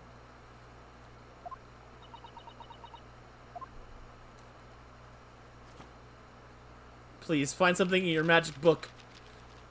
According to this Encyclopedia of British Law, when all members of the jury have concluded that the defendant is guilty, court proceedings are suspended and the presiding judge will deliver the final verdict and sentence. That's what it says here. The final verdict? It's over then. Oh. Slap that book. There's a footnote, though. A footnote. However, the defense... All 6 members of the jury are now in agreement in this case. Let me do something, man! Allow me to convey my respect for your swift and righteous decision. According to the laws of this country, I will now conclude the trial by delivering my final verdict.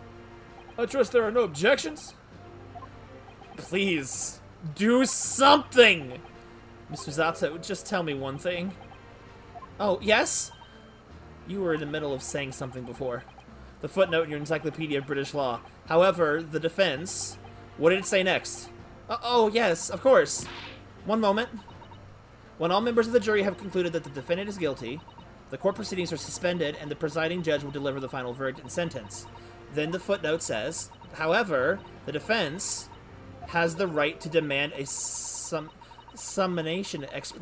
examination of the jurors at this point. What does that mean?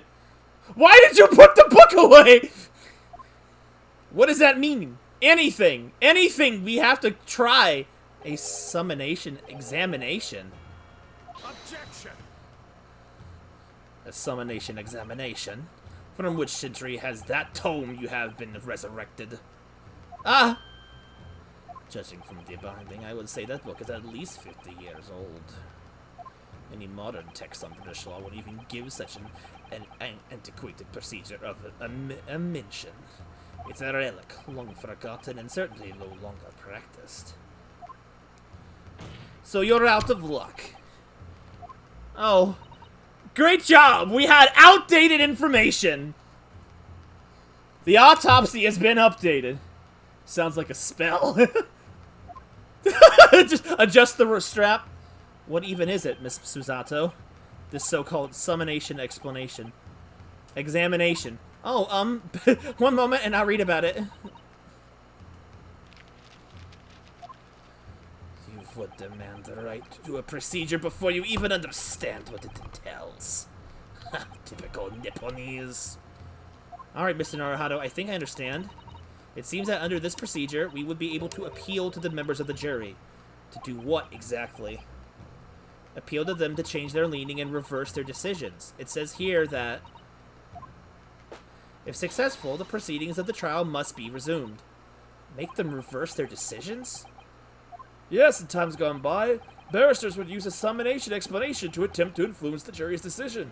But that procedure became a thing of formality with no practical benefit, really, so it rather fell out of use. I wonder why.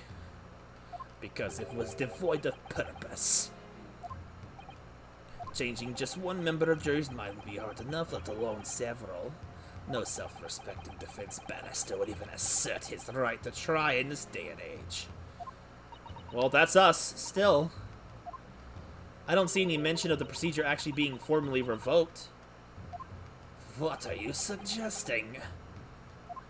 I'm suggesting that although it may be antiquated and largely forgotten, it isn't extinct yet. What do you think, Mr. Naruhado? I say let's do it. Luckily, I have no self-respect! She read like 12 pages in 2 seconds. She's amazing. Let's do it. That's the only chance I got. A summonation examination. Our last possible option. Do we assert our right to carry it out or admit defeat? Assert our right! I know my rights! The defense wishes to assert its right to a summonation examination, my lord. You can't object to that! London is the capital city of the most powerful nation on earth. We have a duty to the world to exemplify the very highest standards of judicial procedure. Yes, and we're losing! Summonation examinations are an embarrassment that should remain buried. Objection! Bump off. But if it's our right, it's our right. I believe it could prove vital in this trial. The defense's position is perfectly valid. The court will proceed with the summonation examination. This is madness. Your Honor, the defense is a poopy head. Foreman, are you and the remainder of the jury ready? Yeah. Well, I'm not, there was no mention of this in the letter I received, you see, so all members of the jury will be asked to explain on what grounds have they reached their decision. You guys haven't seen Devil's Advocate. On what grounds? Yeah, that's valid. You must justify all your decisions and explain why you believe the defendant to be guilty. Well, my lord, you're rather putting us on the spot. This is most irregular. No mention of this was made before. Oh, wow, I have to back up my point with facts and logic? I don't really hold all with all this justifying lark. That seems to have thrown the jurors off. It seems none of them have experienced this before. Alright then, the summation examination. A defense procedure no practicing lawyer has attempted for years, is it? Well, just maybe. It might be the opportunity we've been looking for. To turn this trial around! Let's do it. So be it then, ladies and gentlemen of the jury, the court hereby calls upon you to state on the grounds which you find the defendant, Magnus McGilded, guilty of this most serious crime. You mean that's not a common question you should... You must assert your right to use your brain cell. Judicial findings. The jurors' contentions. There was no one else inside the carriage at the time, so it has to have been him. I trust the driver. He has an excellent memory, it seems. 4 passengers, with fares totaling 20 pence. He struck the chap next to him just like this! Brazen, I must say. Absolutely brazen! I have simply typed and calculated all the statements made thus far and drawn a logical conclusion. The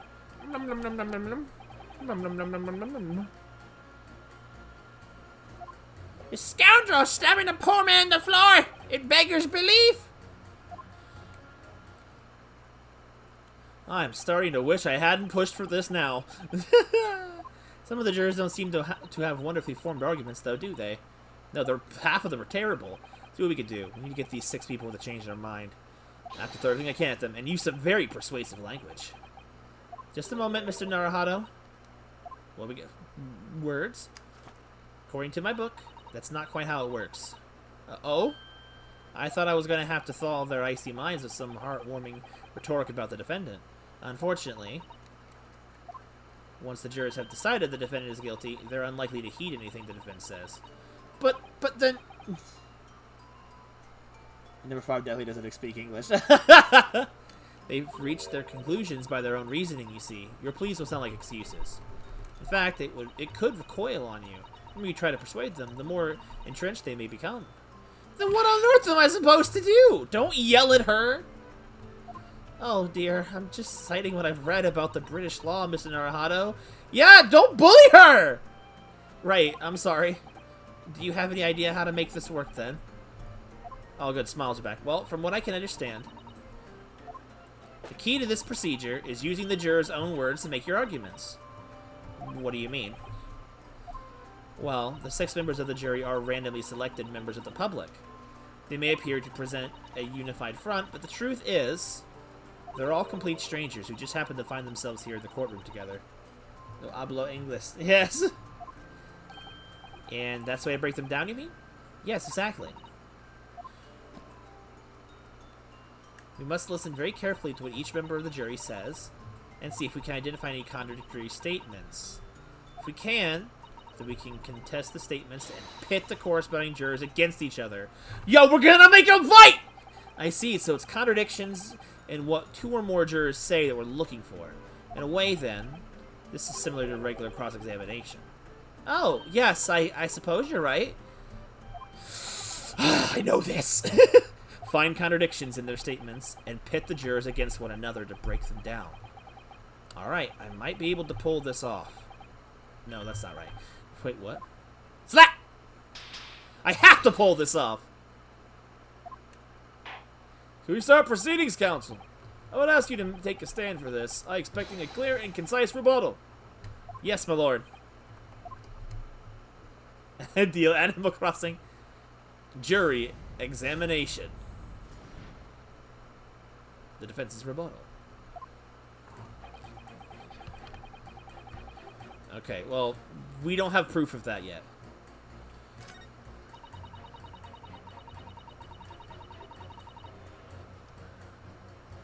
Okay, hold on, wait, I have an idea.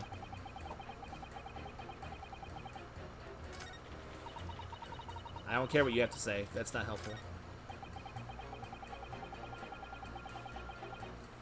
There we go. We haven't raised prices above 4 pence for years.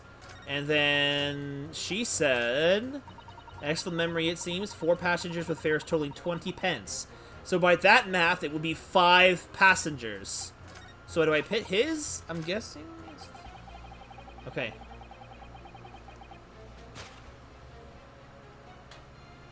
Her, right? Objection.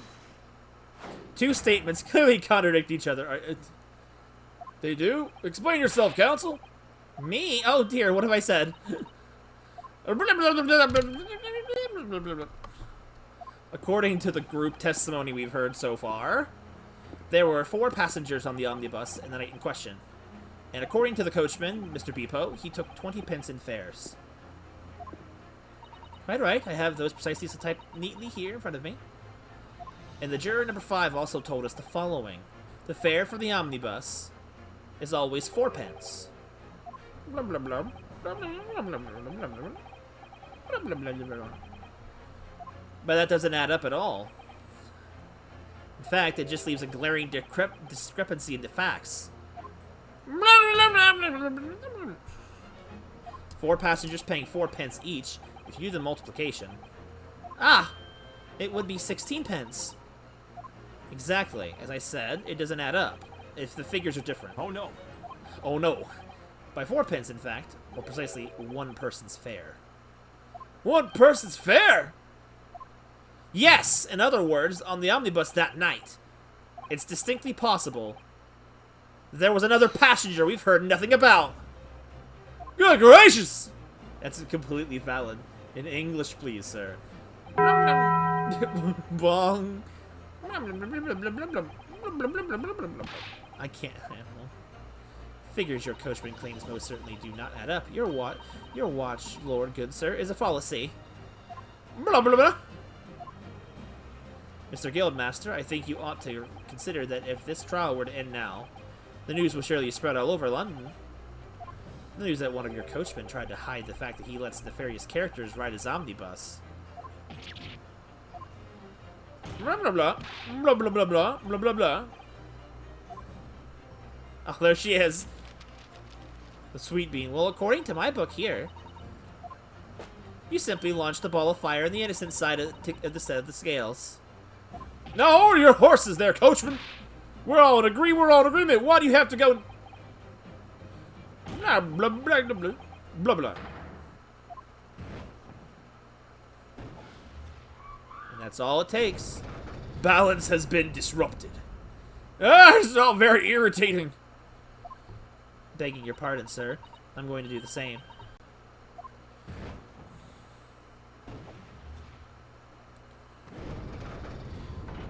Da da da da. For the love of Mike! Not you as well. Who's Mike? A penny can be the difference between a smile and a tear, after all. I certainly can't put my trust in someone who doesn't follow my exacting standards in financial matters. Okay. Oh, really? I, for one, think it's only proper that we hear it from the witness again. Oh, well done, Miss Naruhado. You did it! We can manage to change 2 more jurors' minds. We can force the trial to continue. 2 more, actually. Wait, we have to change that many? There is something else that's bothering me about a couple of their assertions. And that's where you must strike next. Stop reading my mind! Dude, he's not even speaking! She's just blatantly reading his mind. 2 more against each other for the contradiction. Exactly. You can do it! Da-da-da-da. Mike Tyson, Michael Bay, Mike Myers! Which Mike? Well, the scales of justice have shifted, but they still weigh heavy on the side of guilt. So we have to get it over half. You have the floor again. Continue with your summonation examination. Emancipation Proclamation.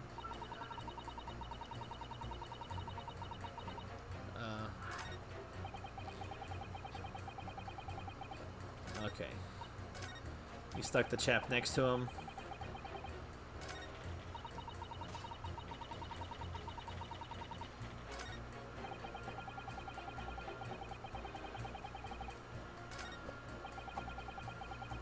Wait, what? Okay, here we go. Stabbing the poor man on the floor. Here we go. Objection. The knives. These 2 statements are completely contradictory. What? Explain, counsel. Post haste.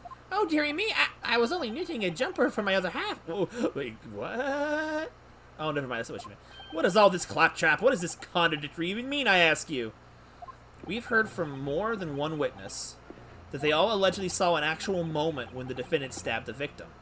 Now, out of curiosity, juror number 3. What? Can't you see I'm busy here? How would you say that the defendant stabbed the victim? What sort of motion was it? Ah, want to test me, do you? It was like this! Struck the fellow next to him without even getting up. Just like the Prem banker said. Yes, that was Mr. Falloplay's testimony. Quite true. Now then, juror member number 6. Oh, is that me, is it? What can I do for you, my young man? How would you say the defendant stabbed the victim, madam? Oh, well, dear, as far as I understand it, it was like this. He stabbed the poor man after he collapsed on the floor. The coachman said so. Now don't move! Take a look at these 2 jurors. He stuck the fellow next to him without even getting up. And he stabbed the poor man after he collapsed on the floor. No, never! They're stabbing totally different directions. What? Bless my stitches, what a muddle! It's like the smug pacing animation. I do too. I love it. What this tells us is that there's a strong possibility one of the witnesses isn't telling the truth. Oh. But why? Why the dickens would they lie? I don't know that yet.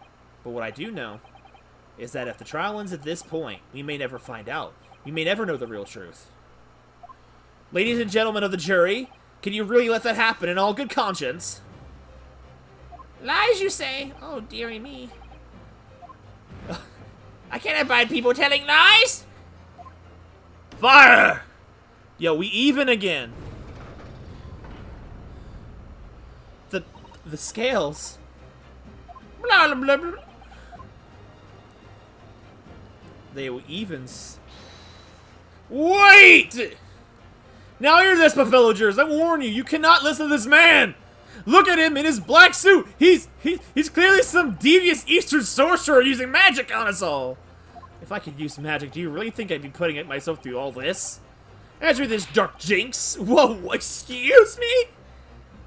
Me? Bruh, yeah. What's exactly the problem? What is it the two witnesses have slightly different recollections of the events? What of it? Let's say the Shylock did stab the victim as he sat next to him on the omnibus. And this young dandy saw him do it. And now let's say the victim collapsed on the floor, and then the Shylock stabbed him again. This old lady saw him do it. Well, let's say it didn't happen like that, hmm? What are you calling a dandy, sir? Why I should take this knife to you? Who are you calling old? Why I should take this needle to you? They're ready to kill each other now. Racist moment. But could the foreman of the jury be right? Did the two witnesses see different moments of the same crime? I think it's out of the question. If it's not. Unfortunately, Mr. Foreman. What is it, you Dark Jinx? Come on, out with it. What you're suggesting is impossible. It's out of the question. What are you talking about, young man? How can you possibly say that? Do you realize I'm only doing my job? As foreman of the jury, I have a responsibility to steer everyone in the right direction. So where is your evidence, man? That's what we want to see. Excuse...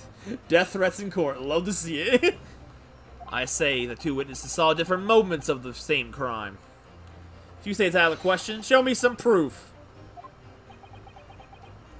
It looks like the only way I'm getting to convince him is to present him with something he can't dismiss. Some infuelable hard evidence. As you wish. What? I'll give you the proof. It's out of the question that the two witnesses saw the different moments of the same crime. As proven by... the autopsy report? Let me examine this. Stabbed once in the abdomen, the knife while journeying on the omnibus, died due to internal hemorrhaging resulting from trauma. I would say it's this. Take that! This is the victim's autopsy report. According to what's written here, Mr. Mason was stabbed in the abdomen. Only once. Only once? Tell the jurors what to think.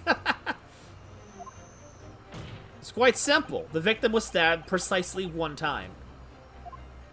Which means these witnesses couldn't have possibly seen it happen 2 different times. Alright. I can see defeat.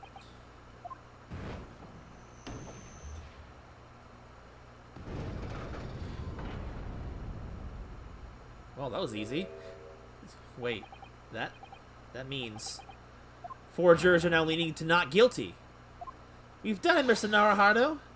We've won! What are you doing? The almighty stand.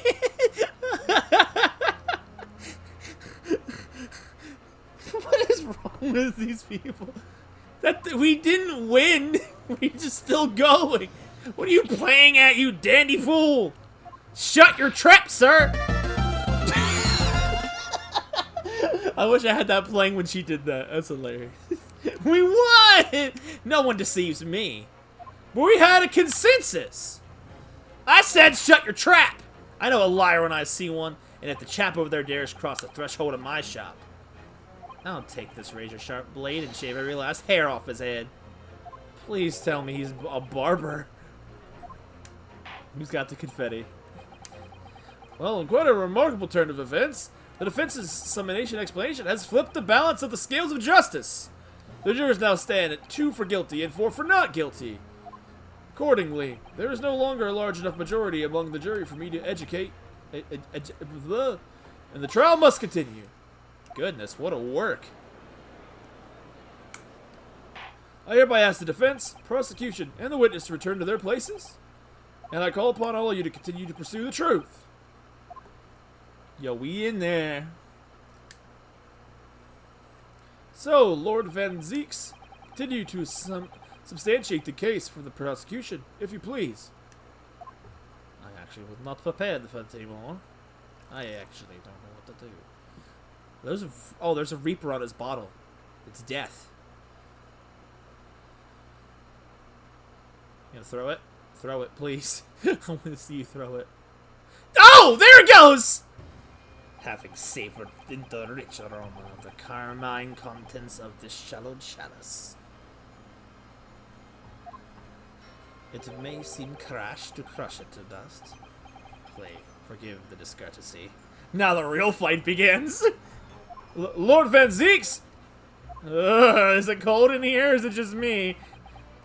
As your antiquated tone no doubt says, the prosecution may not speak during a summation examination. So I honored a deathly silence and listened to the charade. It seems I overestimated the intelligence of the jury. Oh, dang. Well, no matter. There is nothing so hard to prove as a self-evident truth, it would seem. No, and why else would we grace the courtroom with our presence after all? So, let us proceed to the next round of battle. Oh, he threw it off! Putting forth the witnesses once more! Dude, he's ready to throw down. The slow-mo. Dude, he's ready to go! Dude, he's so dapper! Witnesses! I trust you have heard the summation examination we have just had to do it. The cape thing. Yeah, I know! Oh, yes, sir. I did, sir. Of course, I heard it. Oh, yes, sir. I heard it. You, sir, on the end. The coachman. I believe it's Beepo. Yes, sir, my lord, sir. If it transpires that in your previous testimony you were attempting to veil the presence of a fifth passenger on your omnibus, you will be found guilty of perjury. You are advised to bear that in mind, sir. Dude, you know an Ace Attorney game is getting serious when they literally bring up perjury, not just once, twice. This is the second time this game has brought it up. What? Well, a fist fight between the attorneys. Oh, mon mio Dio. Now then, witnesses. We can tag in Susato and it's game over. I know she gave him the Susato toss down. Now then, witnesses, I hereby call upon you to testify to the court again. You'll explain the various misgivings brought to our attention by the defense's summation examination. Is I saying that right? Is it summation? I don't know how else you'd say that word. Should I Google it and make myself look a fool? Or should I continue with whatever I'm doing? Anyway, various misgivings. I only carried 4 passengers that night, I swear! But, Well, I for one was told I had to pay 5 pence for the bus. Wait, what? He fiddled with us on the fare, he did. And then I saw that blood-curdling sight as well. It's all too much! I tell you, I saw McGillian stabbing that man. Everything I said before stands. Oh, yes, he stabbed him. Yes, he did. I think so, yes. Dude, you're saying it right now. Counsel, please make sense of this for me. The Phantom's 5th passenger, conjured into existence by my learned Eastern friend, never existed. The confusion has arisen from the coachman's sly little cousinage. Oh, I'm terribly sorry, Guild Master. Dude, his eyes popped in.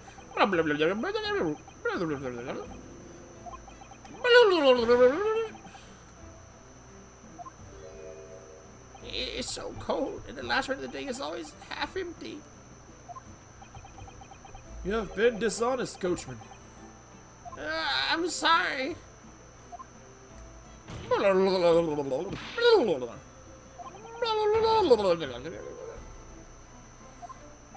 Summation. That's okay.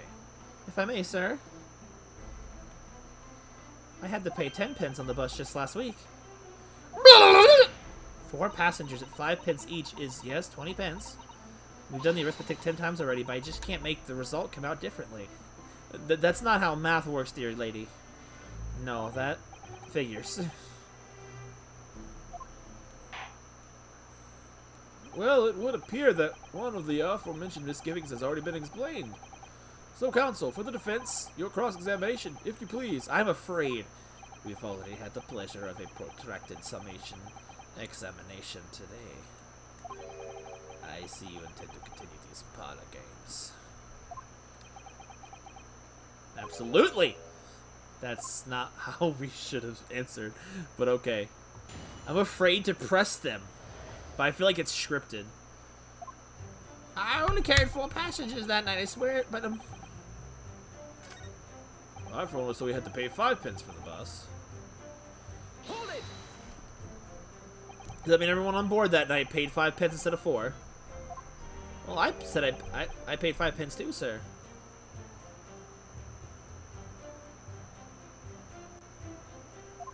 I just told you that I did. hey, flat fare, 5 pence across the board. It's not something to be proud of. The so-called discrepancy my learned friend identified was nothing of the sort. Or he's much like the Phantom Killer you so desperately needed. It's gone, dead and buried. I'd have to have been happy if it had ever existed in the first place. He was very did, and then he saw that blood-curdling sight as well. It's all too much. Hold it! This blood-curdling sight. You mean the murder, I presume? Yes, sir. A loathsome sight. No one should have to witness the horror of the eyes of a man in the moment of his life is taken. Oh, well, not exactly, sir. Elaborate. I mean, I didn't actually see the exact moment the gent was stabbed. Good gracious, really? We have another witness who did, however. The banker has already testified to it. But Mr. First didn't actually see the point at which the victim was killed. That may turn out to be very significant. I heard the banker gent makes me take a sharp intake of breath, you see, and that's why I looked through the glass.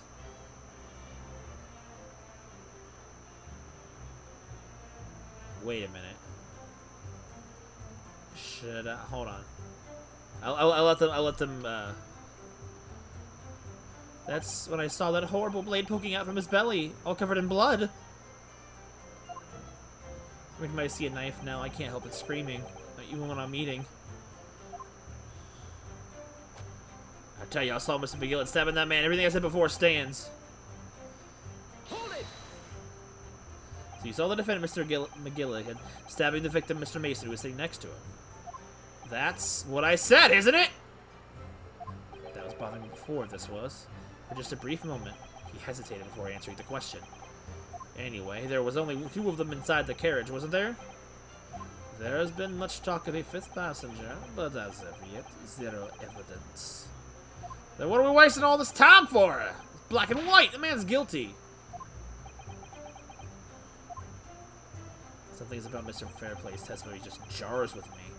Wish I could work out what it was. Remained at 0. Ooh, what is this? Earlier, you testified that you saw the moment when the defendant allegedly stabbed the victim, didn't you?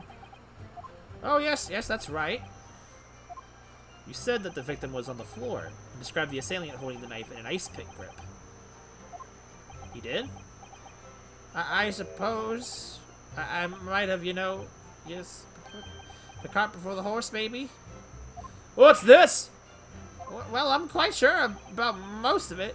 I was driving the horses when I heard the scream from the seats of the roof deck. Oh, I expect that was me, sir.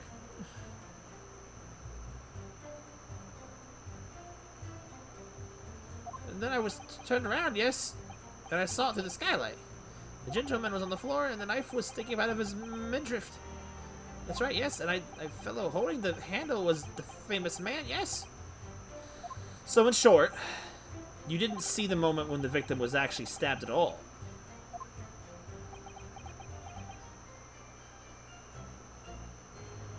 I really thought I did, but when I go over it again in my head, no, I suppose I didn't actually see the precise moment of the stabbing, did I?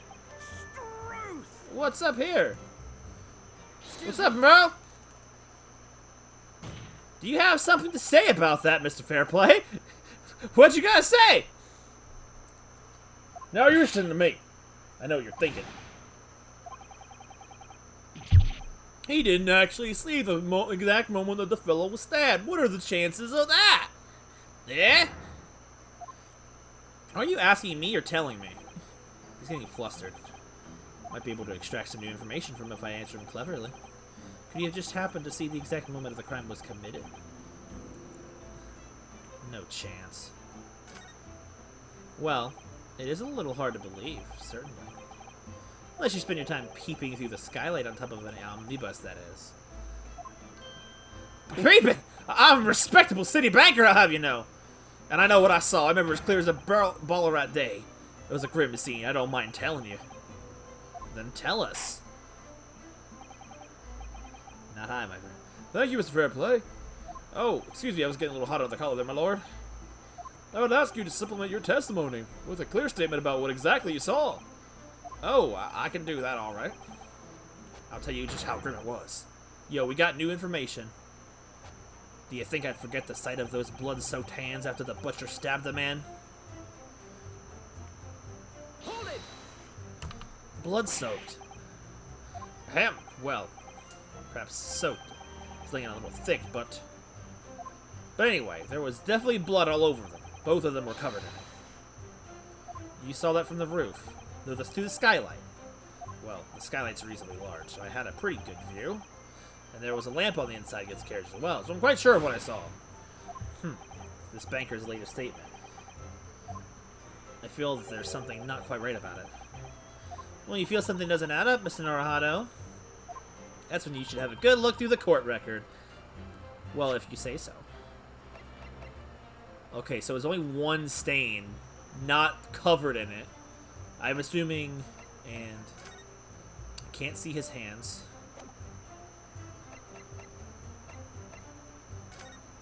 Is there anything? It's part of the sheath, isn't it? Are you alright, Mr. Naruhado? Oh, sorry, yes. I just don't really like blades. Oh. Those don't seem the words of a man with a large katana slung from his waist. That's not a blade. That's Kazuma's soul. Anyway, there's no sense in delaying it. Let's see what the blade looks like.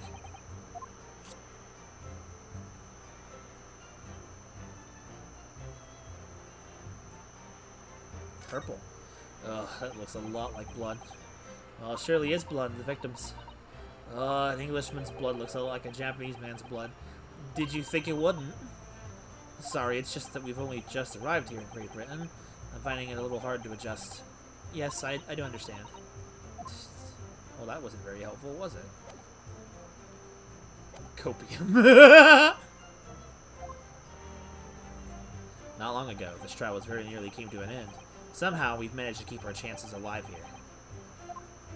I can't waste this cross-examination. I have to use it to bring some new facts to light. If you're not careful you press these witnesses, the danger that the jury will end up believing something unhelpful as they did before.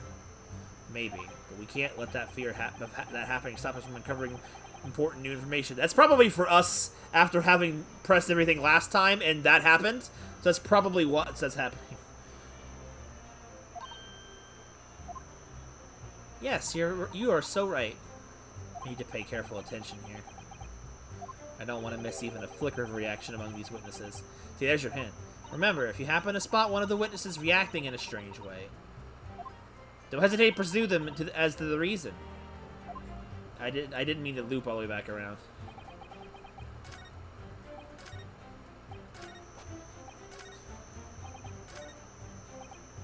No, I didn't. No. Oh my lord! I didn't need to do this all over again. It said that there was one more spot, so I didn't realize that was the one. That was the last one. I don't know why it did that. Oh, it wasn't. It was lagged. All right, let's do the gloves. Bump you, banker. Blood-soaked hands. Well, I admit the soap might be laying on a little thick, but anyway, there was definitely blood all over. Both of them were covered in it. Well, I'm very sorry to disagree, Mr. Fairplay, but that's a little more than peculiar. Yo, dude, look at the strut stance with that sword! Dude, he's swagging, he knows it. What? Here are the gloves worn by the defendant, Mr. McGillen, on the night in question. Oh, yes, right. And there certainly does appear to be a sizable dark-colored stain here. But, as I'm sure you can clearly see, it's only on the right-hand glove. Arrgh!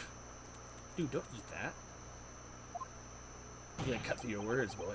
In short, Mr. Fairplay, your testimony is inconsistent. Gah! But, no, that can't be right. So you're the liar here, then. Ugh! That's right, you were quite clear about it. You said, it was both hands. You're gonna eat through his stick. Mr. Fairplay, if your last statement was a lie, it calls your entire testimony into question. You said you saw the moment the victim was stabbed. But is that really the truth? Objection! Oh. It was a simple mistake. You cannot justify accusing this man of lying. It wasn't on both hands. It was only one. But the fact remains. The victim's blood was on the accused. Objection. No, Mr. Fairplay categorically stated that he saw blood all over both hands, which means there's a strong possibility that this witness was really trying to mislead the court. Yeah! Why? Why must any bang for Pete's sake? My word should be the gold standard. I'm a gentleman, not some gutter snipe. Upstanding members of society don't provocate. He's claiming to have no reason to lie. But is that really the case? Mr. Naruhado, if we had some evidence to explain why Mr. Fairplay might be lying, it could turn the tide in this trial completely. Something to show this man has complete reason to lie in his testimony. What do we have? Wait! Hold on, wait. I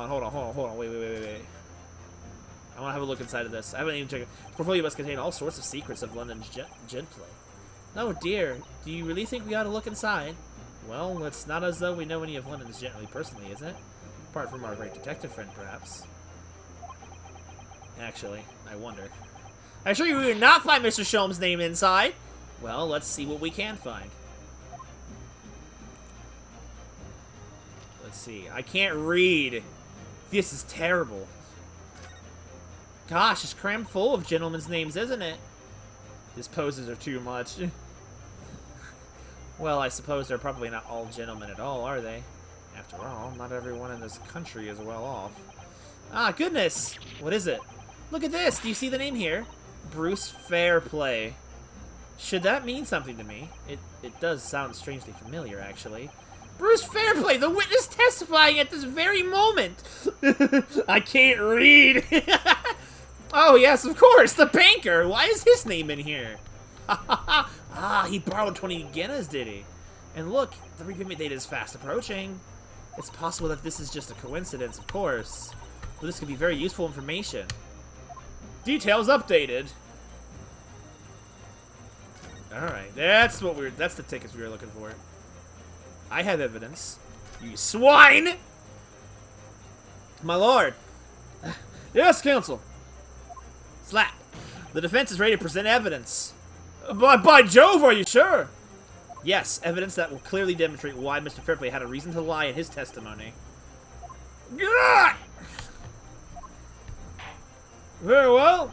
I hereby call on the defense to present its evidence. The evidence that demonstrates a motive for the witness's alleged deception of the court. The debtor's ledger. This is a list of the debtors who owed money to Mr. Gillihead. Yes, a list of innocent victims crippled by the accused extortion. The point is, among the names of these debtors is your name, Mr. Bruce Fairplay. What? Mr. Fairplay, are you currently indebted financially to the accused? No, well, it's barely worthy of being called a debt. According to this ledger, you owe 20 guineas. Not an inconsiderable sum of money, wouldn't you say? Ah! Well, what of it? Let's suppose Mr. Gillihead were to be found guilty of murder. What would become of your debt in that case? Well, these documents state that the loan agreement is forged between two individual parties. Therefore, were the creditor, the defendant here, to be sentenced to a capital punishment, all outstanding debts which were owed to him would be annullated. They would cease to exist. Cease to exist? Mr. Fairplay, is it not the case that you claimed in your testimony to have seen something you never in fact saw? In a devious attempt to annul your debt of 20 guineas to the defendant. Hold on. How much is 20 guineas? We're talking guineas all this time. I need to know what a guinea is. That's a lot of information.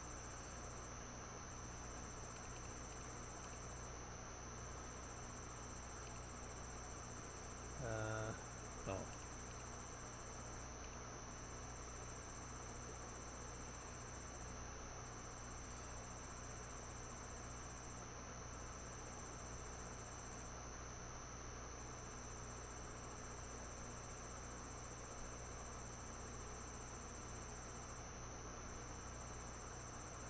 Come on.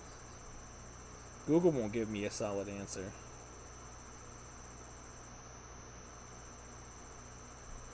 What the heck?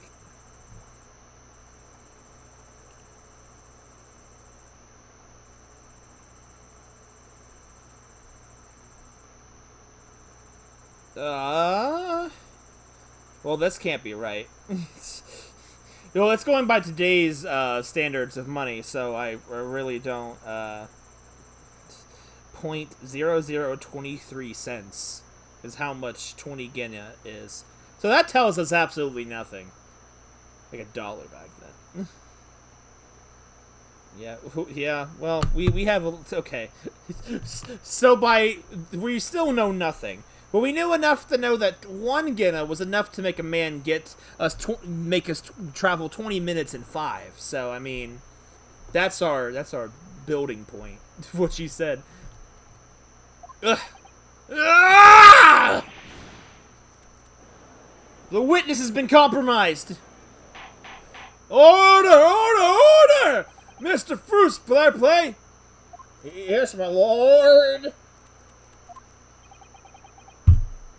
Let me ask you again, and be aware that your answer may have most serious implications upon your future, sir. Did you, or did you not, see the precise moment in time at which the defendant is alleged to have thrust a knife into the victim?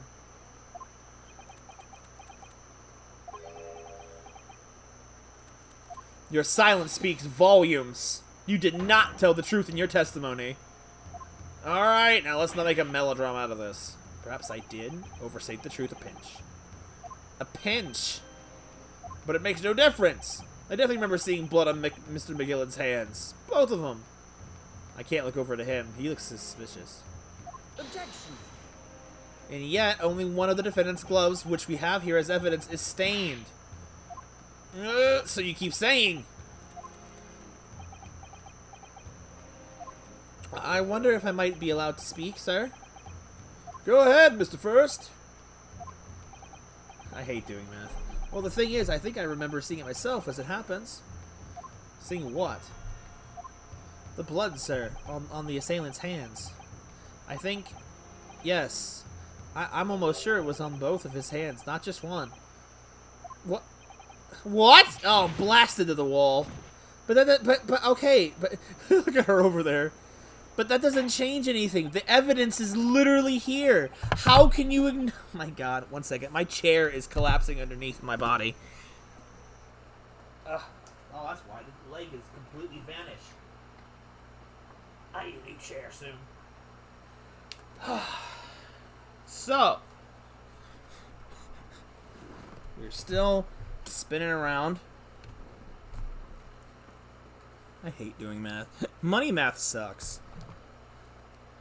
It appears that we're going to need further testimony from all of you witnesses.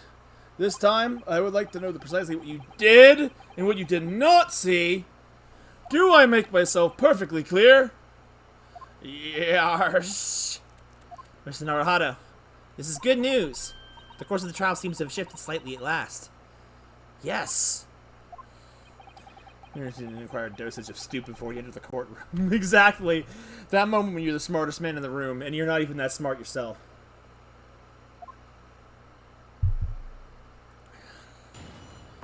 Witnesses' testimony. What the witnesses really saw.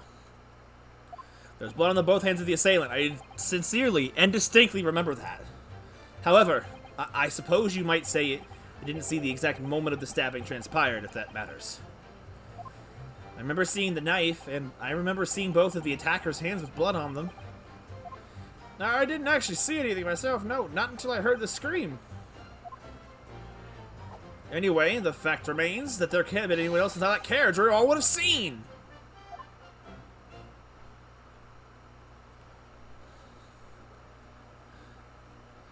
Well, lo and behold, in truth of fact, not one of you was witness to the crucial moment of when the crime was perpetrated. Wow, what about that? I apologize, my lord, but honestly, there was no one else inside that carriage, and the man's hands were covered in blood. That much incriminating evidence is tantamount to saying that we saw the man do it. That's really not what testimony is about. Let us examine the interior of the omnibus once more. The victim's fresh blood is clearly visible on the seat, corroborating the witness's accounts. In other words, there's no substantial nor significant change to the facts in this case. Looks like Mivey keeps or mine. Very well, your cross-examination, please, counsel. Yes, my lord. Let's do it.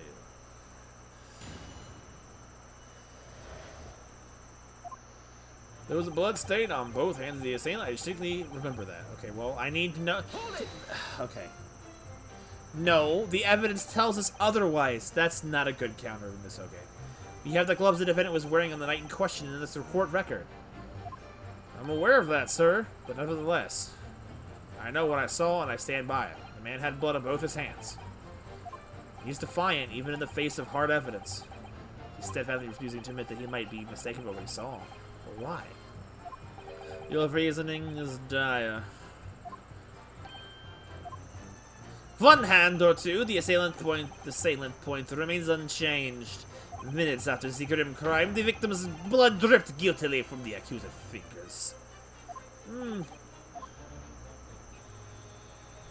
I didn't see the exact moment the stabbing transpired. If that matters, it's very important. Don't try to downplay this. Whether or not you saw the exact moment of the crime is a matter of fundamental importance, as you well know. But for crying out loud, we all know that no one else could possibly have done it. We're just trying to save us all some time. You have a loan of 20 guineas outstanding with the defendant, do you not? Had you hoped to release yourself from that financial burden by ensuring the defendant was found guilty? Well, that's not entirely not what I was hoping for. I just lost a little guinea or 10 when I backed the wrong horse at the Derby, that's all. I was gonna win it all back. There's a fixture this weekend that was a sure thing. A little guinea or 10. I'm a banker. No one bats an eye if I borrow a little spending money for the weekend. I think you may have revealed rather more about your character than you bargained for, sir. These witnesses' scruples are not on trial here. Proceed to the next witness. Is that really how it's supposed to work?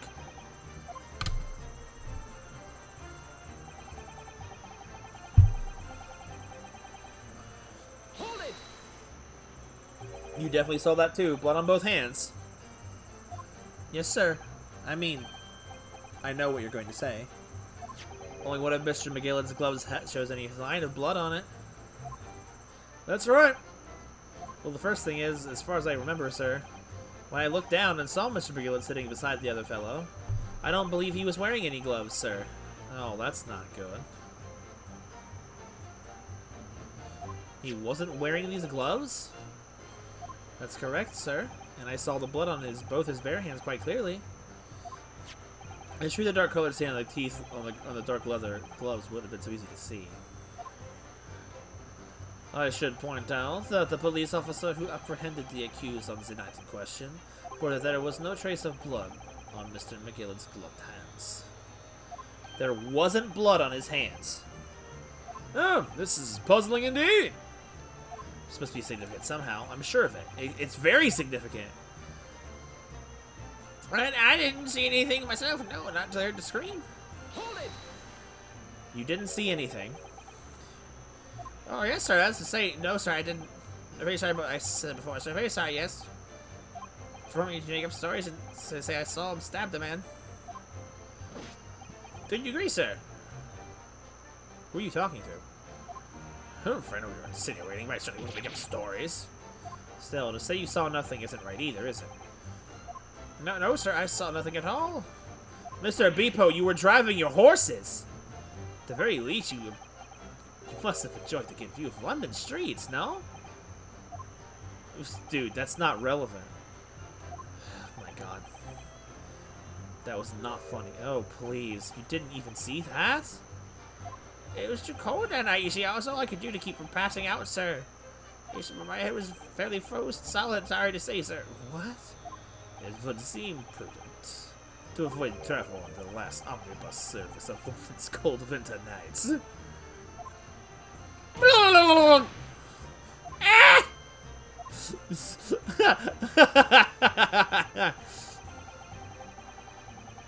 Alright, let's come on. And everything you saw in the incident was through the skylight of the roof omnibus. That's right. It was fiercely cold that night, but the glass wasn't frosted over. Oh yes, I remember it was shivering. It was so bitter. Which rather begs the question of why the pair of you were sitting on the roof deck in the first place. Well, I don't know about this young fellow, but I couldn't enter the cabin. Oh, why not? It was locked from the inside. I tried knocking, but no one opened the door. It was locked? That's right, and it's a public service bus, for pity's sake. That's not what I call fair play. Yes, I had exactly the same experience. I tried the knocking, but the gent inside just gestured at me to clear off. So I had no choice but to climb up to the roof deck and look down longingly into the warm cabin below. Well, I can assure you I wasn't looking down. I was glaring long and hard. And that's precisely why I can tell you with absolute confidence that if there was anyone else in that cabin, I would have noticed. Unequivocal, I would say. I'm not sure about these two witnesses. Could they really have seen everything inside the cabin through the skylight? I don't think so.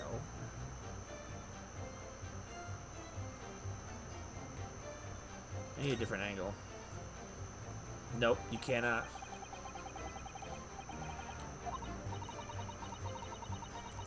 I can't skip this. You can't see the back half, though.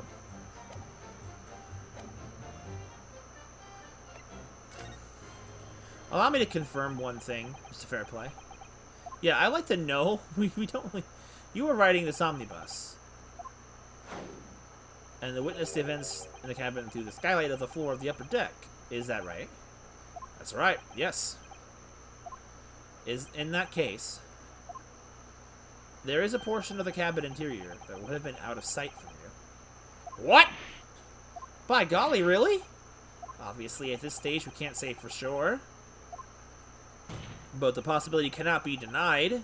At the time of the incident, there could have been another passenger in the enclosed cabin of the omnibus. Objection! Enough hypothetical meandering, my Nipponiese friend. The prosecution demands that you substantiate your claims. After all, the scene of the crime is here, in the flesh. Very well, I will uphold the prosecutor's demand. You have identified the area on this cross-sectional plane of the omnibus. Well, I know exactly what I'm thinking. Where exactly are you suggesting a potential fractured passenger could have been situated? Right here. Take that! Both rows of seats on the roof face in the direction of travel, whereas the seats in the enclosed cabin face each other. Which means The visible part of the cabin, which passengers on the roof deck can see through to the skylight, as I've drawn here, is as I've drawn here. Ah! That's right, my lord. As you can see, the seat opposite of the one which the victim, his attacker, were sitting is obscured from view. In other words, if someone had been sitting on that seat, it's quite possible these witnesses would have been completely unaware of it. Why is this not common sense? I know, right? Objection! It's quite possible some phantom was sitting there. You Nipponese have a foreboding habit of obscuring the truth. Ambiguity. I concur with the prosecutor's rejoinder. In a British court of law, evidence is paramount. I cannot entertain this conjecture, counsel. That is, unless you were able to put a name to this mysterious passenger whom you allude. Can you, Mr. Naruhado? Is there anyone else on the court record? Okay, who we have? No, not Sasto. We got Magnus. Thrice fried Mason. What? Well, it can't be these two. And it's not the driver. I mean, I don't know. I honestly don't know. Who could it have been? Who could have been the other seat, which was out of sight from the witness's roof deck on the deck? What? The answer has to be I have to know somebody, right? I can't just name no one.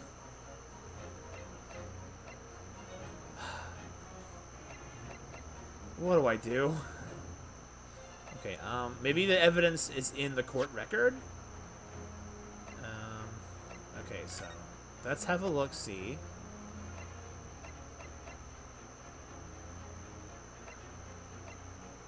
So let's have a look at something here. Back inside the Phoenix Wright bus. I know, thank you.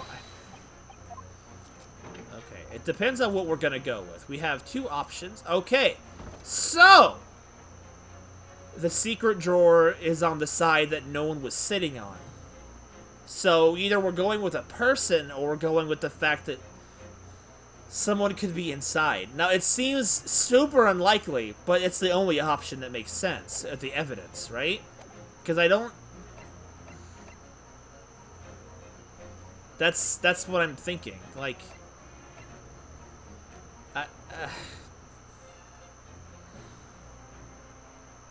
But I don't know a person. I'll just go ahead and have an inkling. I don't know. I understand, my lord. The defense would like to put forward a name... Oh, frick me. Oh, God. This is... You are a fool. That response was a desperate by a man who has no notion of his own limitations. A toast to hard lessons not yet learned. Wait, what? Let's not delay, counsel. The defense is still to name the passenger in the other seat. This could be it. This could be the chance I've been waiting for to turn a tire in my favor. On that night, on the night of the murder, the person occupying the seat in the omnibus cabin was assured of the view was... Oh my god. I do have to pick a person. He did it.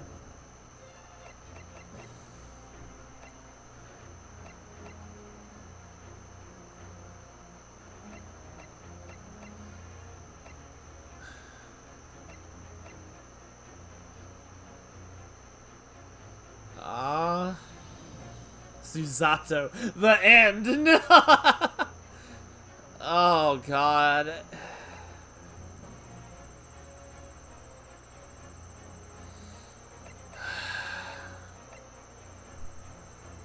Dracula. Oh no. I don't know what... Dude, I don't know what logic we're occupying here, man. I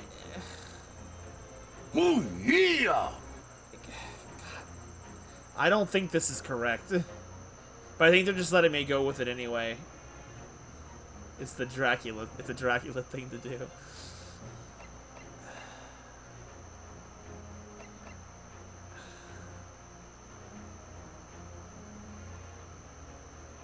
Okay, I wish I could remember the details of...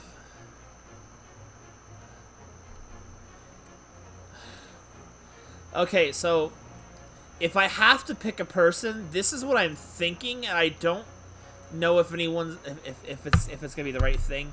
I'm trying to remember the exact wording, and I can't remember it, and I can't access my my stuff.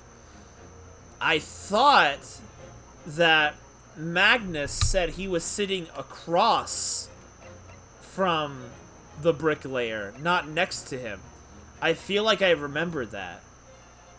There's also the fact that I think he never actually, the witnesses never saw Magnus until the murder actually happened, and they just assumed it was him in the other seat because of his short stature, but they never saw him by face. Welcome back, Melt. So I'm gonna try this and hope I'm remembering correctly. Take that! Holy crap, did I get it? The passenger in the enclosed cabin that the witnesses on the roof deck failed to see has to have been Mr. Magnus McGillen. McGillen? What are you talking about, Consul? Oh my god, I could be so far off base that they gave a bad ending thing for this. That's the name of the defendant! I think I'm on track to... Objection! Maybe. Ah! If I desecrate this chamber by smashing my hallowed chalice, I do forgive the discourtesy. He drew the chalice! No, it's Dracula! I'm dying. Even if it's wrong, that was worth it to see that. Dude, he just threw it in the fire! I'm dying! Lord Van Zeeks! People talk of these tiny island nations in the Far East as having a learning and culture of their own.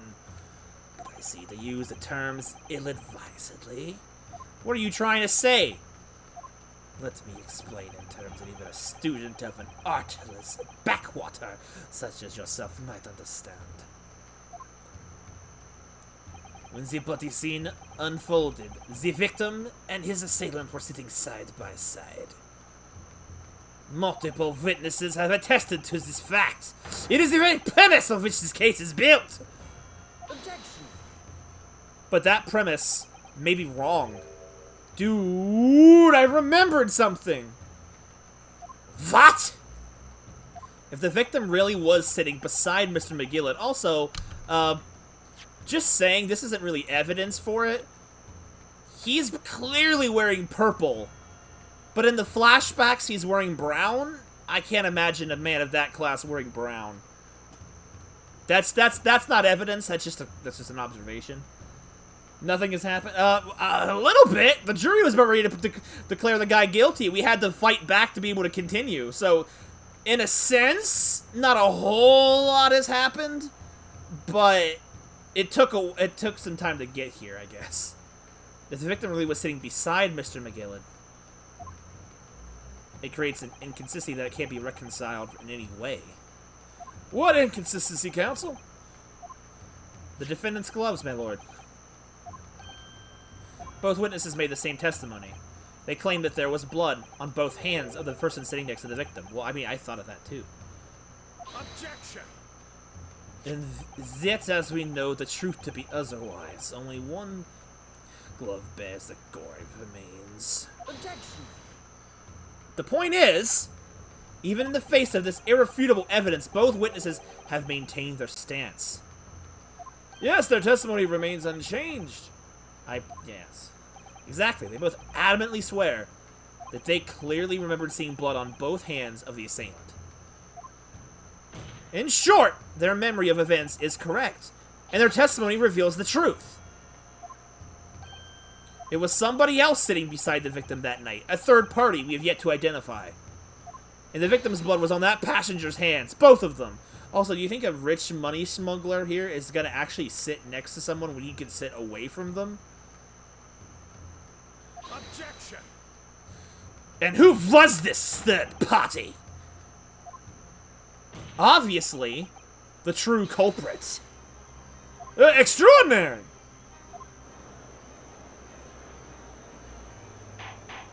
Order!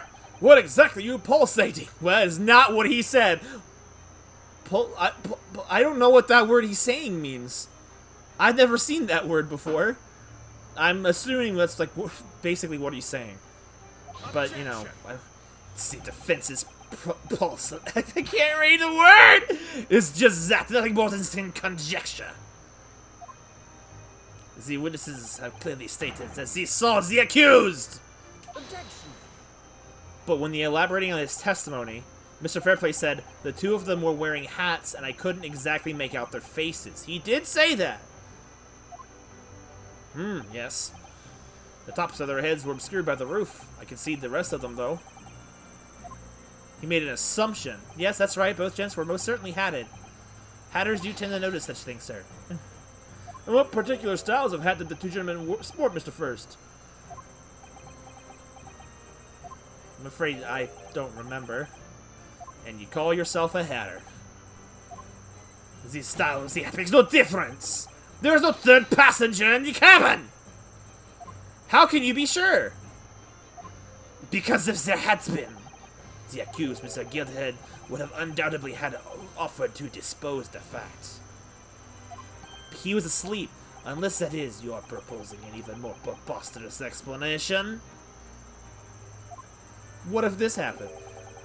That the accused failed to notice the presence of the true culprit in the very cabin in which he traveled? Okay, but he said he was asleep. He said he was asleep. I know that's just saying like, oh, well, we can't take the defendant's words at face value, but we're taking them at face value of him saying that he did. Well, but the defendant didn't see anybody and didn't claim anybody. So wait, we'll believe that he said, but not that he was asleep. I love how we get to pick and choose when the defendants are right and wrong, you know? Just when it's time to suit the narrative. Just saying. I mean, like, you know, it's just like, we'll use it. Postulating defendant verbally an idea. Oh, nice, Ramirez. Oh, and I said it too. Whoops. Gotcha. You both had it. So what if this happened? If there was another person traveling in the enclosed cabin of the omnibus, it's inconceivable that Mr. Gillihead would have been unaware of it. Except that he said he was asleep! How much you need a new PC? Yeah, I feel like I need new parts too, or new case. Order! It's clearly a simple solution to this problem. Being that the accused Mr. Gillihead to the stand. Well, what say you, counsel? The prosecution objects, my lord. On what grounds? As a suspect, he will have already made a full statement to the police. But what if there's some reason why he's unable to speak freely? Magnus McGillihead is no uneducated ruffian. If it is indeed turns out the man has been withholding information, you can be sure it will have been a most deliberate act. Counsel for the defense, what is your opinion? My lord, should we ask Mr. McGillihead to testify or not? Well, we can't go anywhere else without it, I feel like. I've learned one thing in court. If the prosecution says don't do something, we probably should do it. I'm tired of this one. Gotcha.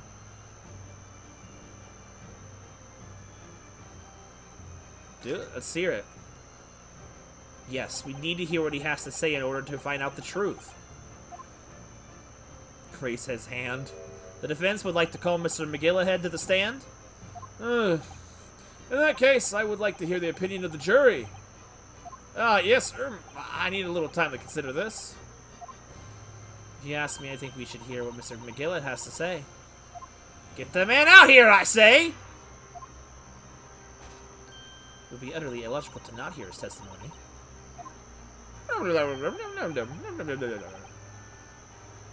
Hearing what the patriot of my favorite little park has to say? Oh, yes, that would be lovely. Yes, the jury says the man must be heard. Dude, juror number 1 is weird. Very well, the court will hear the defendant's testimony. Bailiff! Show the defendant to the stand at once. You know, I'm surprised we haven't had a checkpoint yet. I feel like it's been being at this a while. Now, maybe what actually happened that night will finally become clear. Or maybe this is the moment. Oh no, we're still going. We haven't hit a checkpoint yet, so we're probably gonna hit one soon. So when we hit a checkpoint, that's when we're done for tonight. Let the proceedings continue. Mr. McGillahan, have you been listening to the discourse of the day? To be sure I have, my lord. There are now 2 matters on which the court desires to hear from you. First is whether or not there was a third party with you in the omnibus cabin, as proposed by the defense. The second is that if such a person was indeed present, why did you conceal that fact from the police? Begad, no, 'tis not in my nature to hide anything at all. Just answer the questions, please. The truth of the matter is, I've been desperate about this all along. I do tell you is to keep me... I do tell you or keep me mouth shut. Tell us what, Mr. McGillen? The fine fellow that represented me is absolutely right. The carriage in the night with myself and the other man, there was another passenger. It's true! Aye, and 'twas me who helped the little urchin get away after it all happened. You what? Okay, so he literally... He is an urchin, so it was like a child? No, Magnus von Gillet, that convenient excuse cannot save you now. I'm truly sorry, so I am more than von Deeks. As you'll be wanting to know, I said nothing when I was taken in by the police. I did behave for a very good reason, I assure you. Which was? Well, the little child was just in the wrong place at the wrong time, and I was not in any way involved, you see. What? If the police had known that the wee one was there, they'd have assumed she'd done it. They'd have hurled her into the courtroom just like myself. I was only trying to spare her that. Young hearts and young minds are easily damaged, my lord. So there was a child. And a child would fit in the box. And who was this young child of whom you speak? That I don't know. You don't know? Aye, well, the wee thing just happened to be in the carriage that night. I never saw her before or since.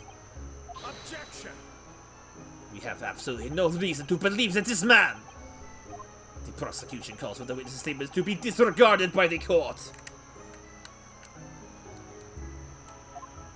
You know, I wouldn't be surprised if the urchin isn't here in this courtroom as we speak, listening to the proceedings. What? Bang! What? Ah, smoke! Ah, fires! Fire! So they're trying to get away! After them, it's no use! I can't see anything going smoke. What is going on? Be careful, Mr. Naruhado. Cover your face! Bailiffs, do not let the accused escape. Secure the omnibus. I hereby call an emergency recess. Bailiff, ensure that the defendant is in custody and clear the courtroom. Fire! Fire! We were hurriedly removed from the smoke-filled courtroom by the bailiff, and amid scenes of chaos as people stumbled over one another in their desperation to flee the chamber. Mario's gone crazy! We had no idea what was happening. All we knew was that, for the time being at least, the trial was suspended. Dang, and here we are! What a cliffhanger I'm gonna leave you guys on.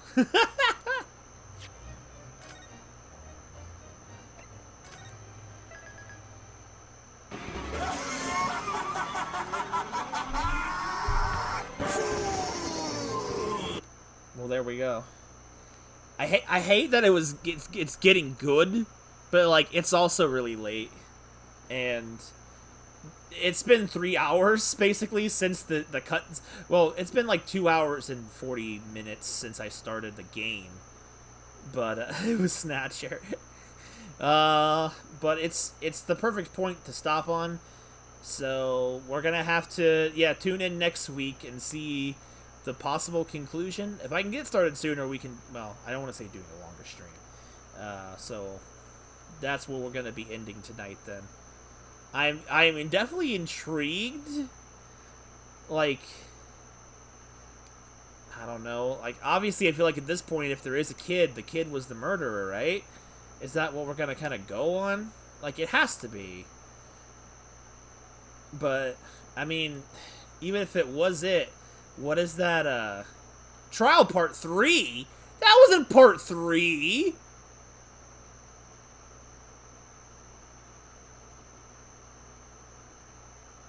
Oh, okay. Wait, so what? That doesn't make any sense. We didn't have a cutoff point at any point.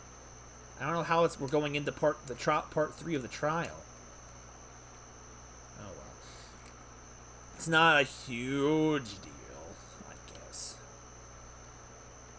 Ugh. Adventure of the Runaway Bride. So yeah, there's not much else to say.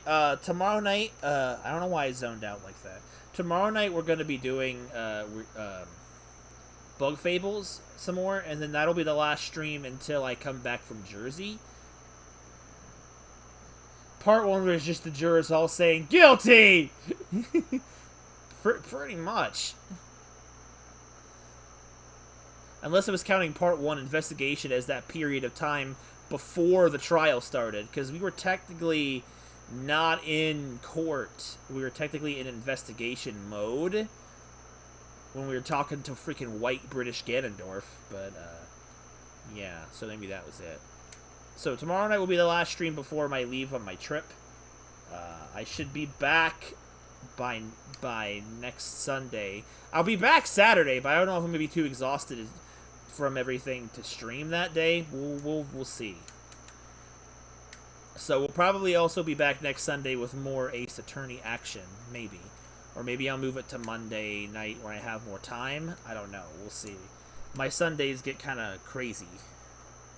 But that'll do it. Have a good night, guys, and we'll be back next week, with the possible conclusion of the case. I don't know. It could be 3 parts long. I don't know. We're going to find out. But have a good night, guys, and I will see you guys in the next stream. Bye-bye, everybody. Have a good one.